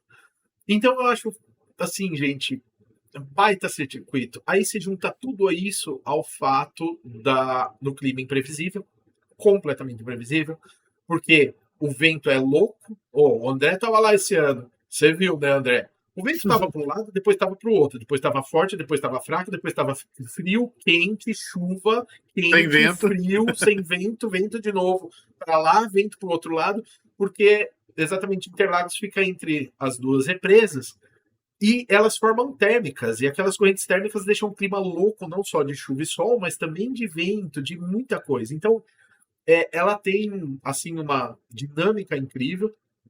E é muito legal que se você pergunta para muita gente, dos especialistas, para muita gente fora do Brasil, até foi legal que nesse GP eu vi um cara fazendo vídeo, que é um cara que é um inglês que eu gosto muito, eu assisto sempre os conteúdos dele, comentando a Fórmula 1, e o cara, quando anunciou o GP de Interlagos, ele falou, cara, agora preparem-se, pessoal. Vai começar a corrida que eu mais amo na temporada da Fórmula 1. E ele falou toda uma mega explicação do porquê ele gosta. E, de fato, gente, é um circuito meio mágico, assim, tanto para os pilotos quanto para os espectadores. E, além disso, é uma delícia pilotar. Esse eu posso falar, o único da minha vida que eu posso falar que eu já pilotei um carro de corrida nesse circuito. E realmente é insano você, por exemplo, e vai contra totalmente o seu cérebro. Chega na hora de você fazer o pinheirinho, o laranja, e o instrutor falava para mim, cara, acelera, porque no laranja, se você tirar o pé, você roda. E isso não faz sentido no cérebro de ninguém, sabe? Então é um circuito que ele tem pontos, assim, pedaços dele que são inimagináveis de como pode funcionar de uma forma totalmente diferente de todos os outros. Uma curva com inclinação negativa como laranja e você tem que fazer acelerando, porque senão você roda e sai, entendeu? Então, eu acho assim, eu sou maravilhado por Interlagos e hoje eu posso dizer com facilidade meu circuito favorito, que fica claro, tá, gente, da Fórmula 1. Porque tem outros que competem aí, se você pegar a Le Safre, por exemplo, é um circuito que eu acho genial também, e é o extremo oposto de Interlagos, né? Praticamente só reta e um circuito gigantesco. Mas Interlagos da Fórmula 1, para mim, nada bate. É o melhor circuito e são as melhores corridas ano após ano. Não tem jeito. Não é fácil discordar de você, Ilô. Interlagos Nesse caso é difícil, né? Em casa... é mágico. Eu só vou discordar com você num pontinho. Eu fui em Interlagos 2 vezes, 2012 e 2015. Todos os 2 anos foi a pior corrida do campeonato. É verdade, você deu azar, hein, Carlão? Puta, é verdade. E acho que se bobear são os 2 anos que as corridas foram ruins. É verdade. 2012 foi muito fraco, 2015 também aconteceu porra nenhuma, é verdade. Porra nenhuma. Mas assim, eu acho que a gente tem que ressaltar também o fator torcida de Interlagos, né, cara? Com certeza. A festa que é feita. É o que os outros gostam, né? Sim, sim. E eu vivi duas experiências em Interlagos que vão ficar gravadas na minha memória para sempre, que eu vi o Bruno Senna correndo de Lotus preta com o capacete igual ao do Ayrton, e eu vi o Rubinho entrando no desfile dos pilotos, junto do Massa, do Felipe Nas, e a galera em peso no autódromo, gritando o nome dele. Para quem... A gente vê muita gente criticando o Rubinho, mas a gente sabe que quem gosta de Fórmula 1, quem é envolvido com Fórmula 1, mais ou menos no mesmo nível da gente, sabe o quanto o Rubinho é um bom piloto, sabe o quanto o Rubinho é um camarada que merecia números melhores, não que os números dele sejam ruins, mas o Rubinho, por exemplo, mereceu demais ganhar no GP do Brasil. Uhum. Mereceu mesmo. E infelizmente não aconteceu. Mas Interlagos tem dessas coisas, né? Às vezes o carro quebra na hora que você está indo para o grid, que aconteceu com o Rubinho. Às vezes o carro quebra numa corrida que você era extremamente dominante, como aconteceu também com o Barrichello. E às vezes você roda na junção tentando pegar o alemão. Uma curiosidade, curiosidade não. Não deixa de ser curiosidade. O maior vencedor de Interlagos, para desespero do pessoal da... Como é que eles falam? Da Igreja da Sexta Marcha? É o Alain Prost, com 6 vitórias em Interlagos. E depois o Schumacher com 4. Então, você vê... É um circuito que muda muito de vencedor. É difícil o cara ser extremamente dominante. Isso é muito legal. Sim. Outra coisa que eu acho muito interessante, desculpa, Carlão, que eu não comentei, a gente fala muito de Fórmula 1. Fórmula 1, gente, Interlagos foi inaugurado em 1940. É um circuito dos mais antigos de todos, América Latina, por exemplo, né? E se você pegar a Fórmula 1 mesmo, de 1972 a 2024, tudo bem, revezou ali alguns anos com Jacarepaguá e tal, mas é um dos circuitos mais longevos da Fórmula 1, né? Um baita circuito. E que histórico. Questão de traçado, não dá nem para comparar Interlagos com Jacarepaguá, né? Interlagos é assim, muito superior o traçado, Jacarepaguá era uma pista minúscula também, né, Carlão? É outra coisa totalmente diferente, né? Mas, André Pedro, sua opinião sobre Interlagos, você que fez a sua estreia ao vivo esse ano. Verdade. E que já tem ingresso para o ano que vem, já tem ingresso para 25. Verdade. Carlos, é difícil acrescentar alguma coisa do que vocês falaram. É um circuito sensacional de acompanhar pela TV. Você vê que é um circuito com locais que é possível ultrapassar, reta oposta. Cara, você vê disputas de freada ali, e uma coisa que você vendo ao vivo eu achei interessante é o que o Elor falou, né? Tem pistas que elas são planas, né? Interlagos, ela tem essa, né? O cara faz o mergulho, aí faz aquela subidona da reta dos boxes, então é mágico esse circuito, né? A capacidade que ele tem de entregar, fazendo um parênteses que você deu azar, né? Mas a capacidade que ele tem de entregar corridas sensacionais é maravilhoso, cara. E eu tive o prazer de talvez acompanhar uma das maiores vitórias de um piloto que foi a do Max esse ano, mas outras coisas aconteceram, né? O Hamilton em 2021 fez uma corrida soberba.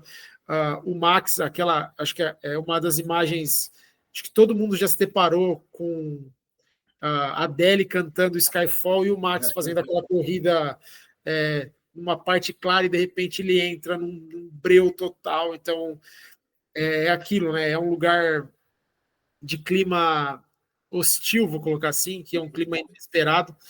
Então é um circuito maravilhoso e eu acho que quem diz que é o melhor circuito da Fórmula 1 não tem como discordar, porque ele entrega o entretenimento puro, e eu acho que a Fórmula 1 concorda com isso quando ela coloca todas as sprints. Aqui é o lugar que vai ter. Aqui tem que ter o máximo de corrida possível, porque aqui entrega alguma coisa. Então, é maravilhoso, e ter acompanhado isso ao vivo foi uma experiência única. O Carlos comentou da torcida, é uma torcida apaixonada, caras que estão lá.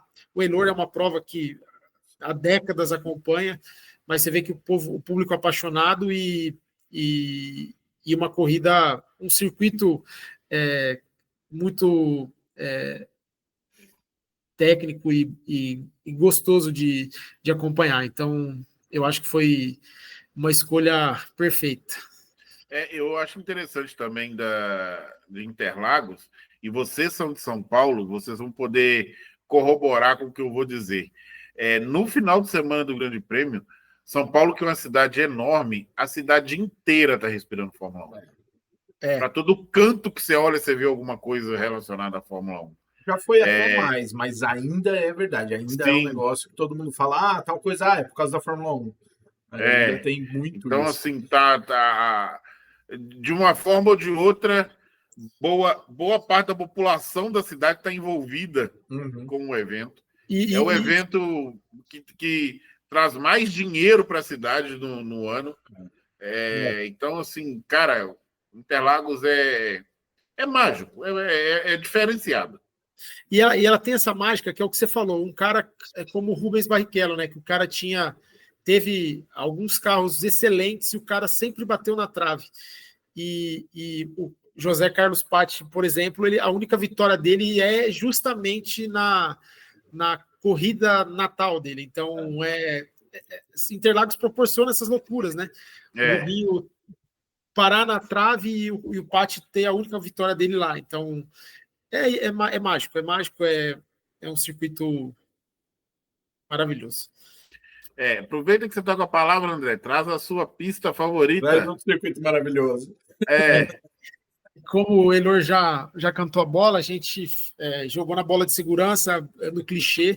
Então eu escolhi Spa-Francorchamps. Eu acho que também quando você fala de Fórmula 1, não tem como você não lembrar de Spa. Talvez tenha a curva mais famosa da Fórmula 1, que é o Rouge, né? Então eu acho que é um circuito também que geralmente entrega corridas legais e o circuito também, eu acho que falando da Rouge, né, que cara, você imaginar o cara subir aquela reta sem saber o que está acontecendo na frente dele, com o pé cravado, é um negócio. O cara tem que ter um parafuso a menos para se sujeitar a uma coisa dessa. Então, isso que é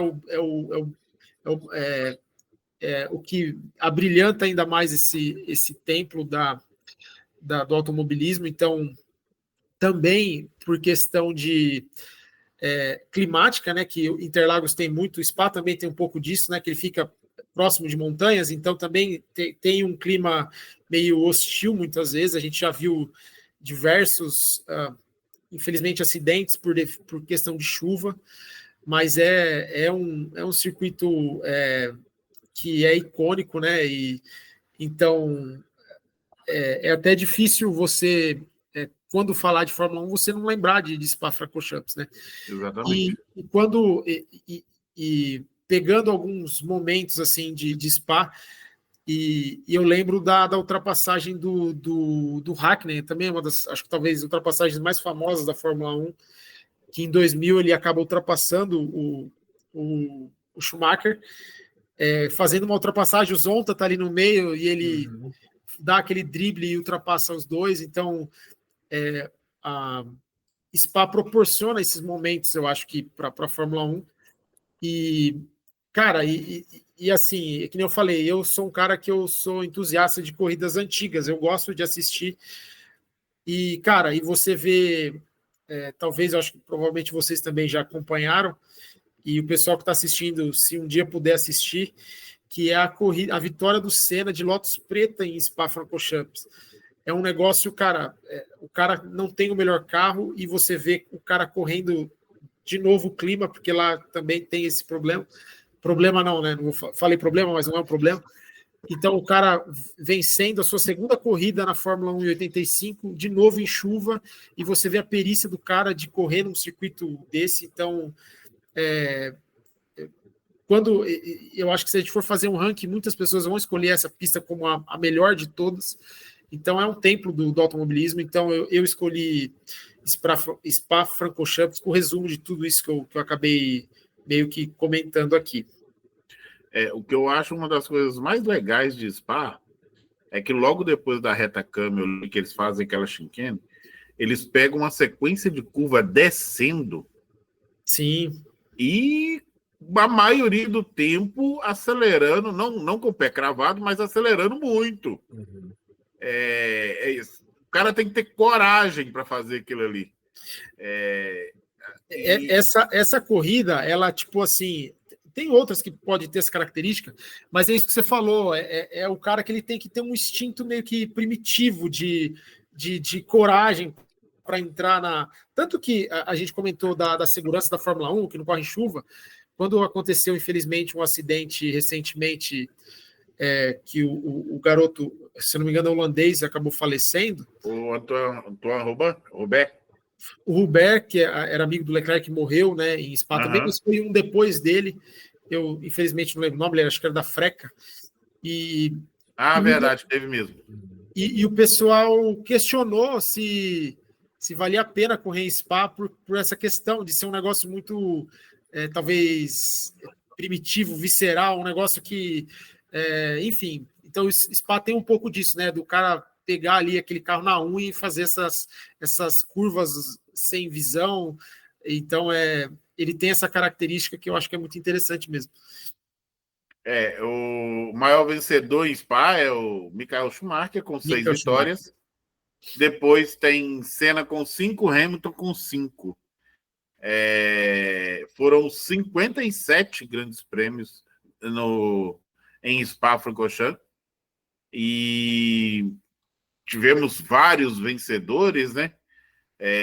Leclerc tem vitória lá, Ricardo tem, Rosberg tem, Button, Felipe Massa, Mika Hakkinen, Nigel Mansell, David Coulthard, inclusive, que é protagonista de um dos grandes prêmios da Bélgica mais malucos que a gente já viu, né? Que é o de 98.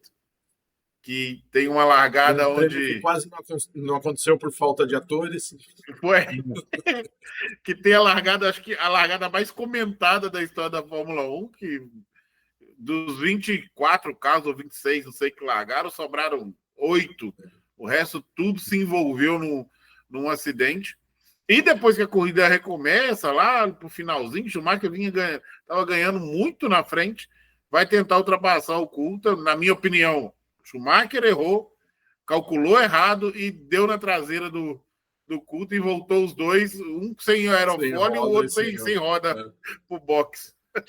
E, cara, eu não sei a ordem que vai ser os programas, mas essa corrida teve uma dobradinha do carro amarelo da Jordan, né? Que foi esse carro lindo que todo eu ia mundo falou. falar, que a gente Depois comentou desse caos que aconteceu nessa corrida, a Jordan acabou fazendo uma dobradinha em Spa nesse dia, né? uma das comemorações mais legais de uma equipe que eu já vi foi essa da Jordan. Os caras estavam muito felizes. E o mais legal dessa comemoração é que as outras equipes todas estavam muito felizes comemorando com a dobradinha dos caras. Foi muito legal. É verdade.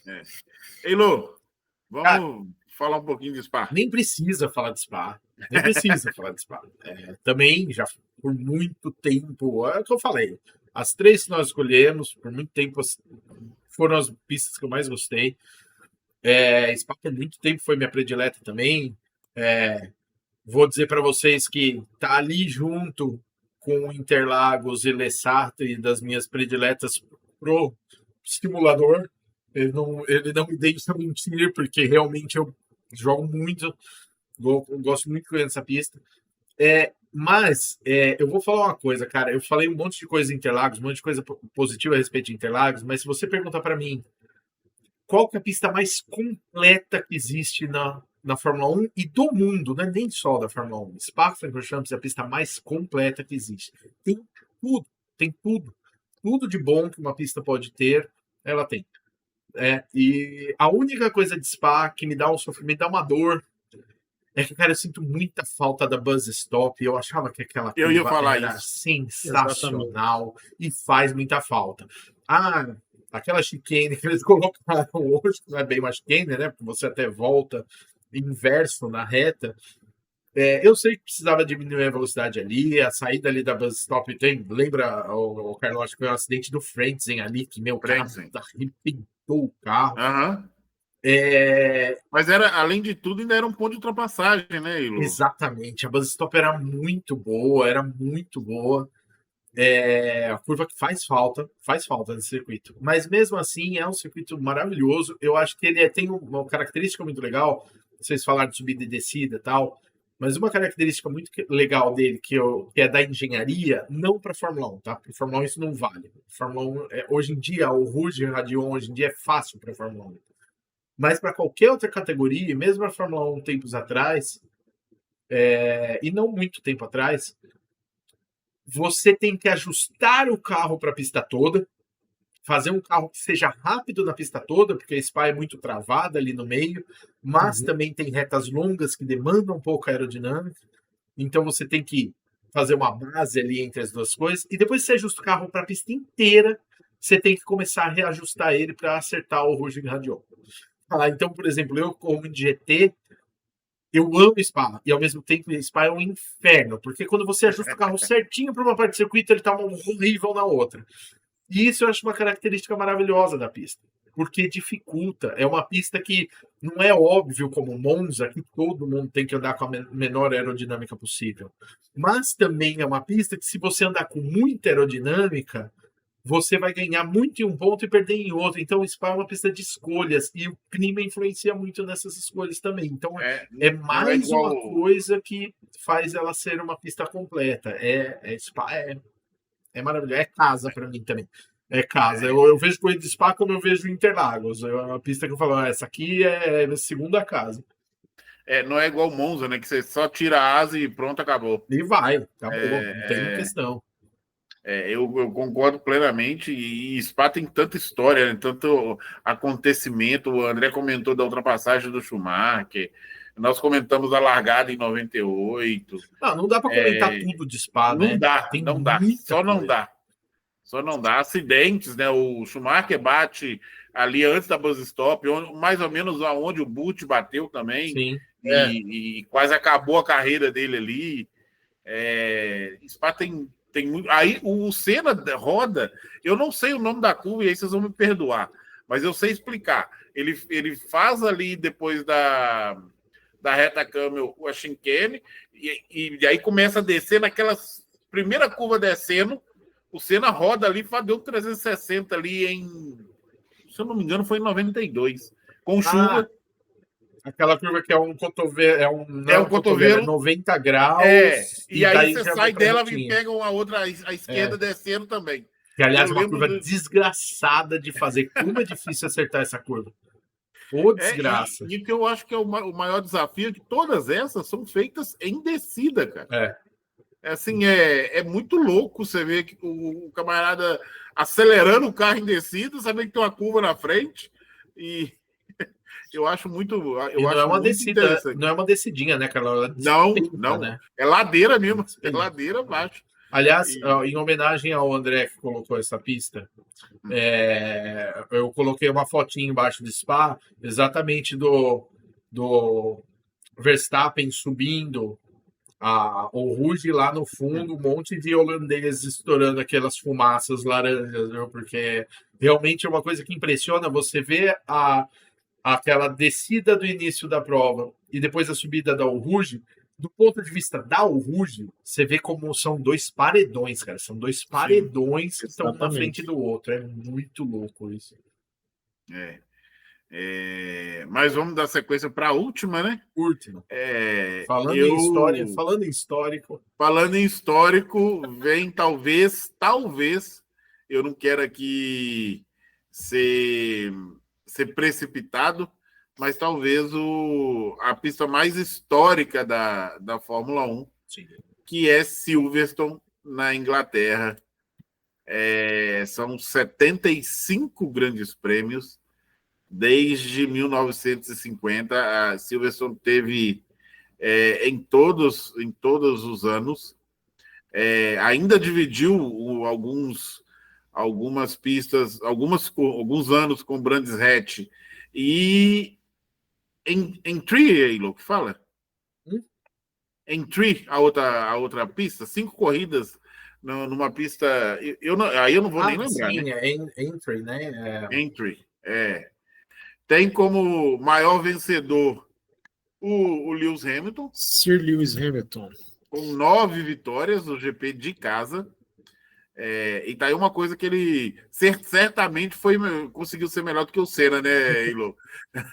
Ganhar em casa. Tipo, 9 realmente é coisa pra caramba. E por que eu escolhi o GP de Silverstone? Primeiro, pela tradição. Segundo, porque, para mim, Silverstone... O Ilo falou de Spa, mas eu acho que Silverstone está bem próximo do Spa em questão de um circuito completo, que tem de tudo. Tem curva de baixa, tem curva de alta, tem reta, tem desafio o tempo inteiro.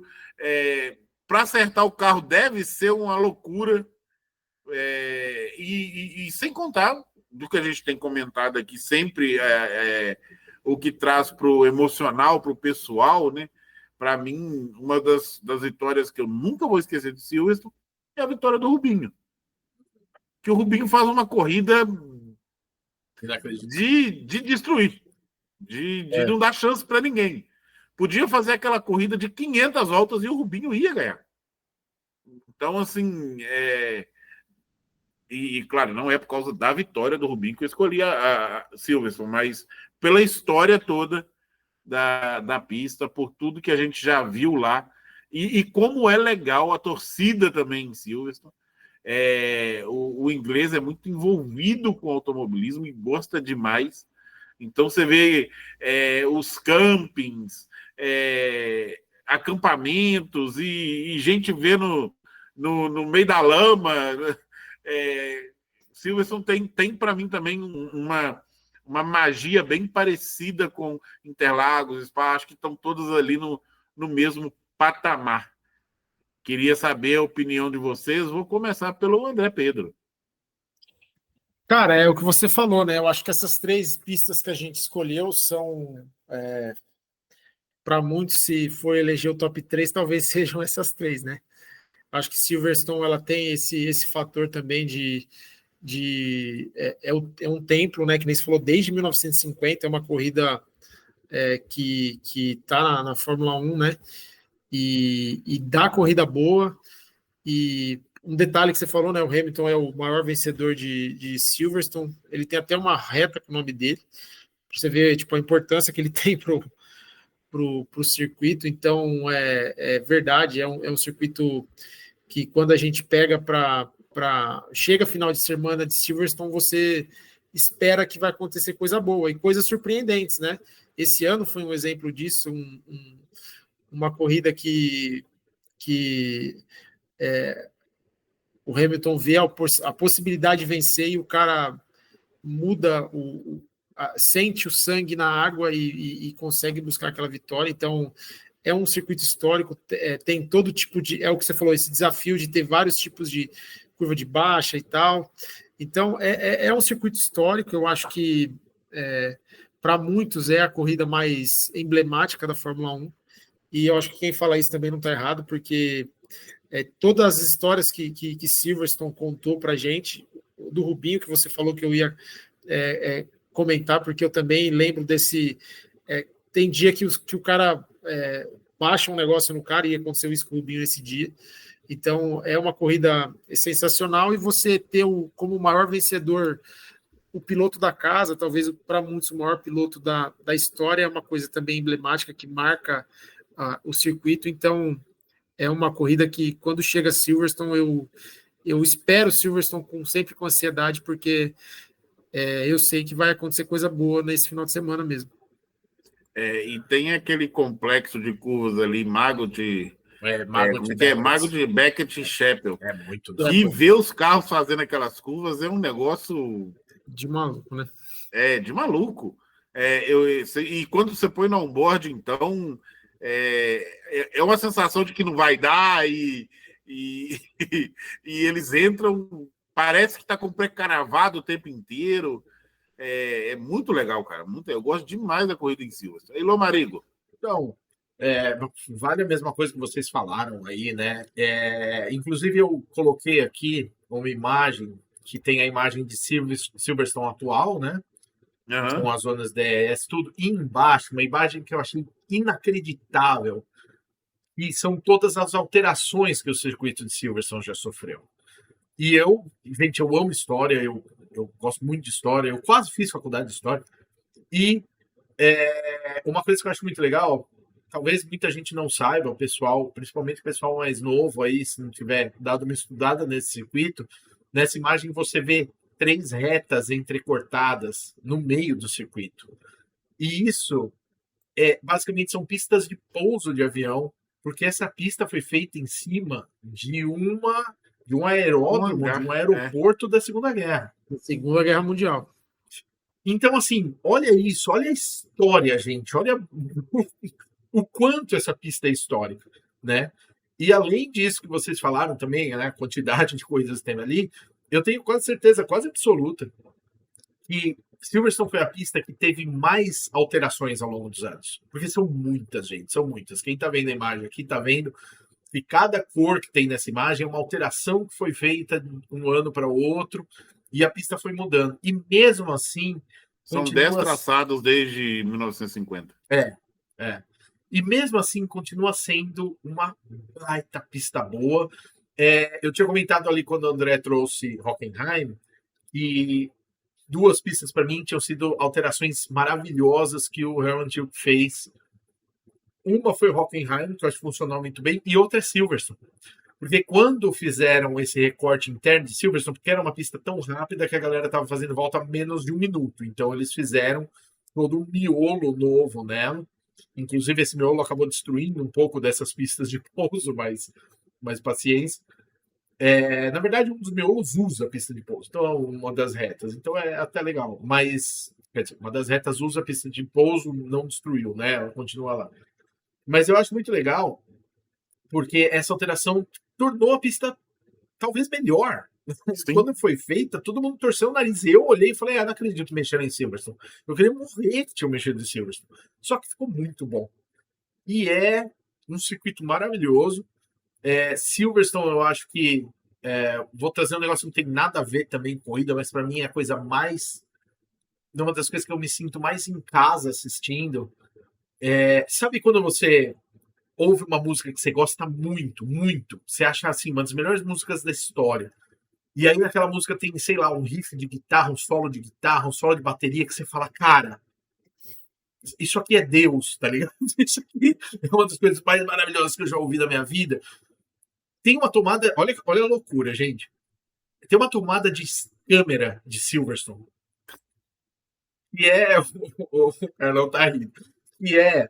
Gente, é coisa lendária, porque sempre teve essa tomada de câmera, desde que, sei lá, eu assisto as corridas antigas e é a mesma tomada de câmera. Ela tá quase na altura da pista, né? É quase na altura da pista e filma o carro de costas e o carro sobe assim e some atrás numa descida. Para mim, isso, gente, desde criança, é a coisa mais Fórmula 1 que existe. Essa tomada de. Para mim, essa tomada de câmera é Deus da Fórmula 1, sabe? É a coisa mais perfeita que existe, assim. Para mim, é o riff de guitarra da melhor música do mundo.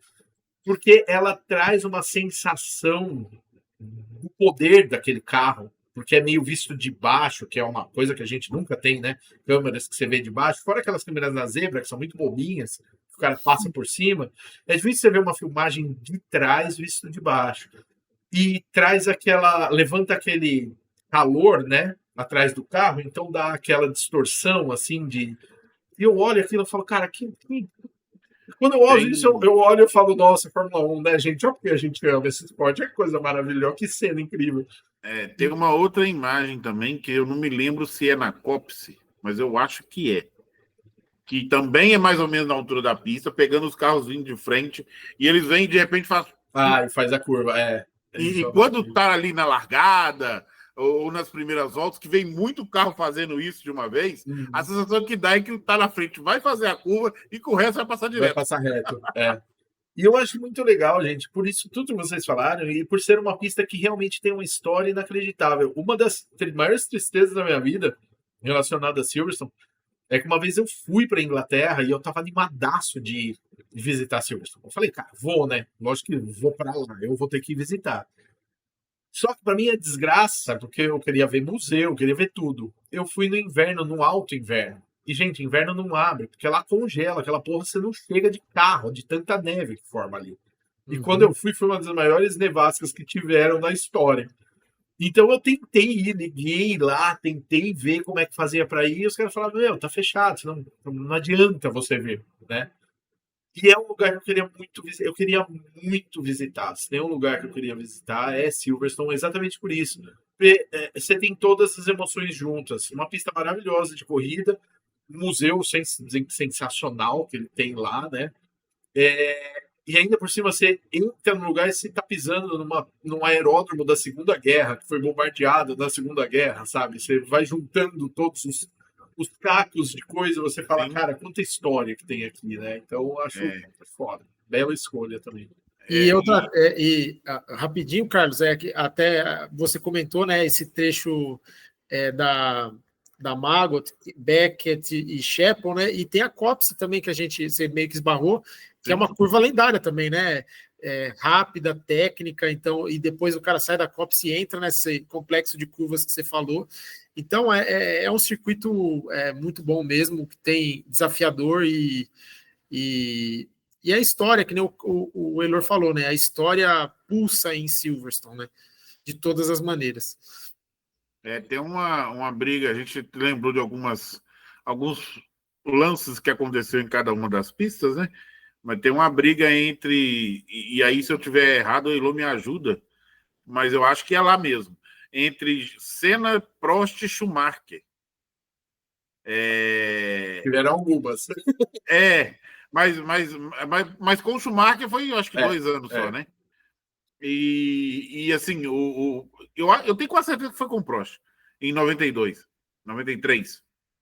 Como é que é? 93, E que o Senna estava em primeiro, o Prost tinha parado com o pneu mais rápido, o Prost chega nele, o Schumacher também tinha parado, também estava com o pneu mais novo, e você vê o Prost colocar de lado e o Senna jogar o carro e fechar, e na outra curva, mesma coisa. Foi umas 4 voltas assim, até que o Schumacher tirou a diferença.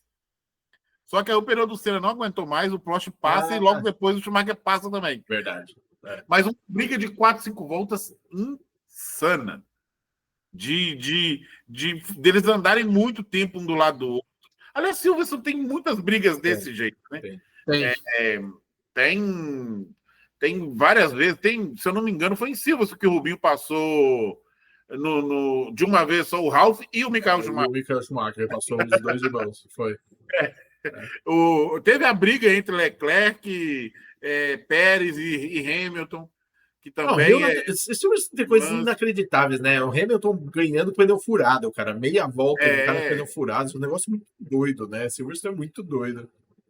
Nós não vamos deixar passar, né? De Silverstone 2021, que vai ser sempre polêmico. A polêmica porrada dos dois, exato. Então, assim, Silverstone, cara, tem muita história boa. Eu acho que foi, não porque foi minha, mas foi um belo jeito de terminar esse especial. Agradecendo a todos vocês que nos acompanharam aqui nesse especial. Se não deixou o like ainda, deixa o like. Compartilha esse vídeo. Se inscreve no canal. Marca o sininho. E a gente ainda não decidiu a ordem, mas vai ter mais especial. Se esse não é o último, vai ter mais. Se for o último, vai ter mais. Se for o último, esquece. E se for o último, na semana que vem estaremos ao vivo. Então, vocês não vão ficar sem vídeos nas quartas-feiras.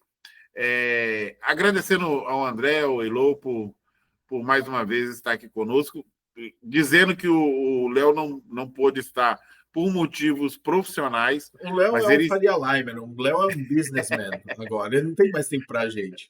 Pois mas ele ainda é membro do canal e as portas sempre abertas para ele aqui.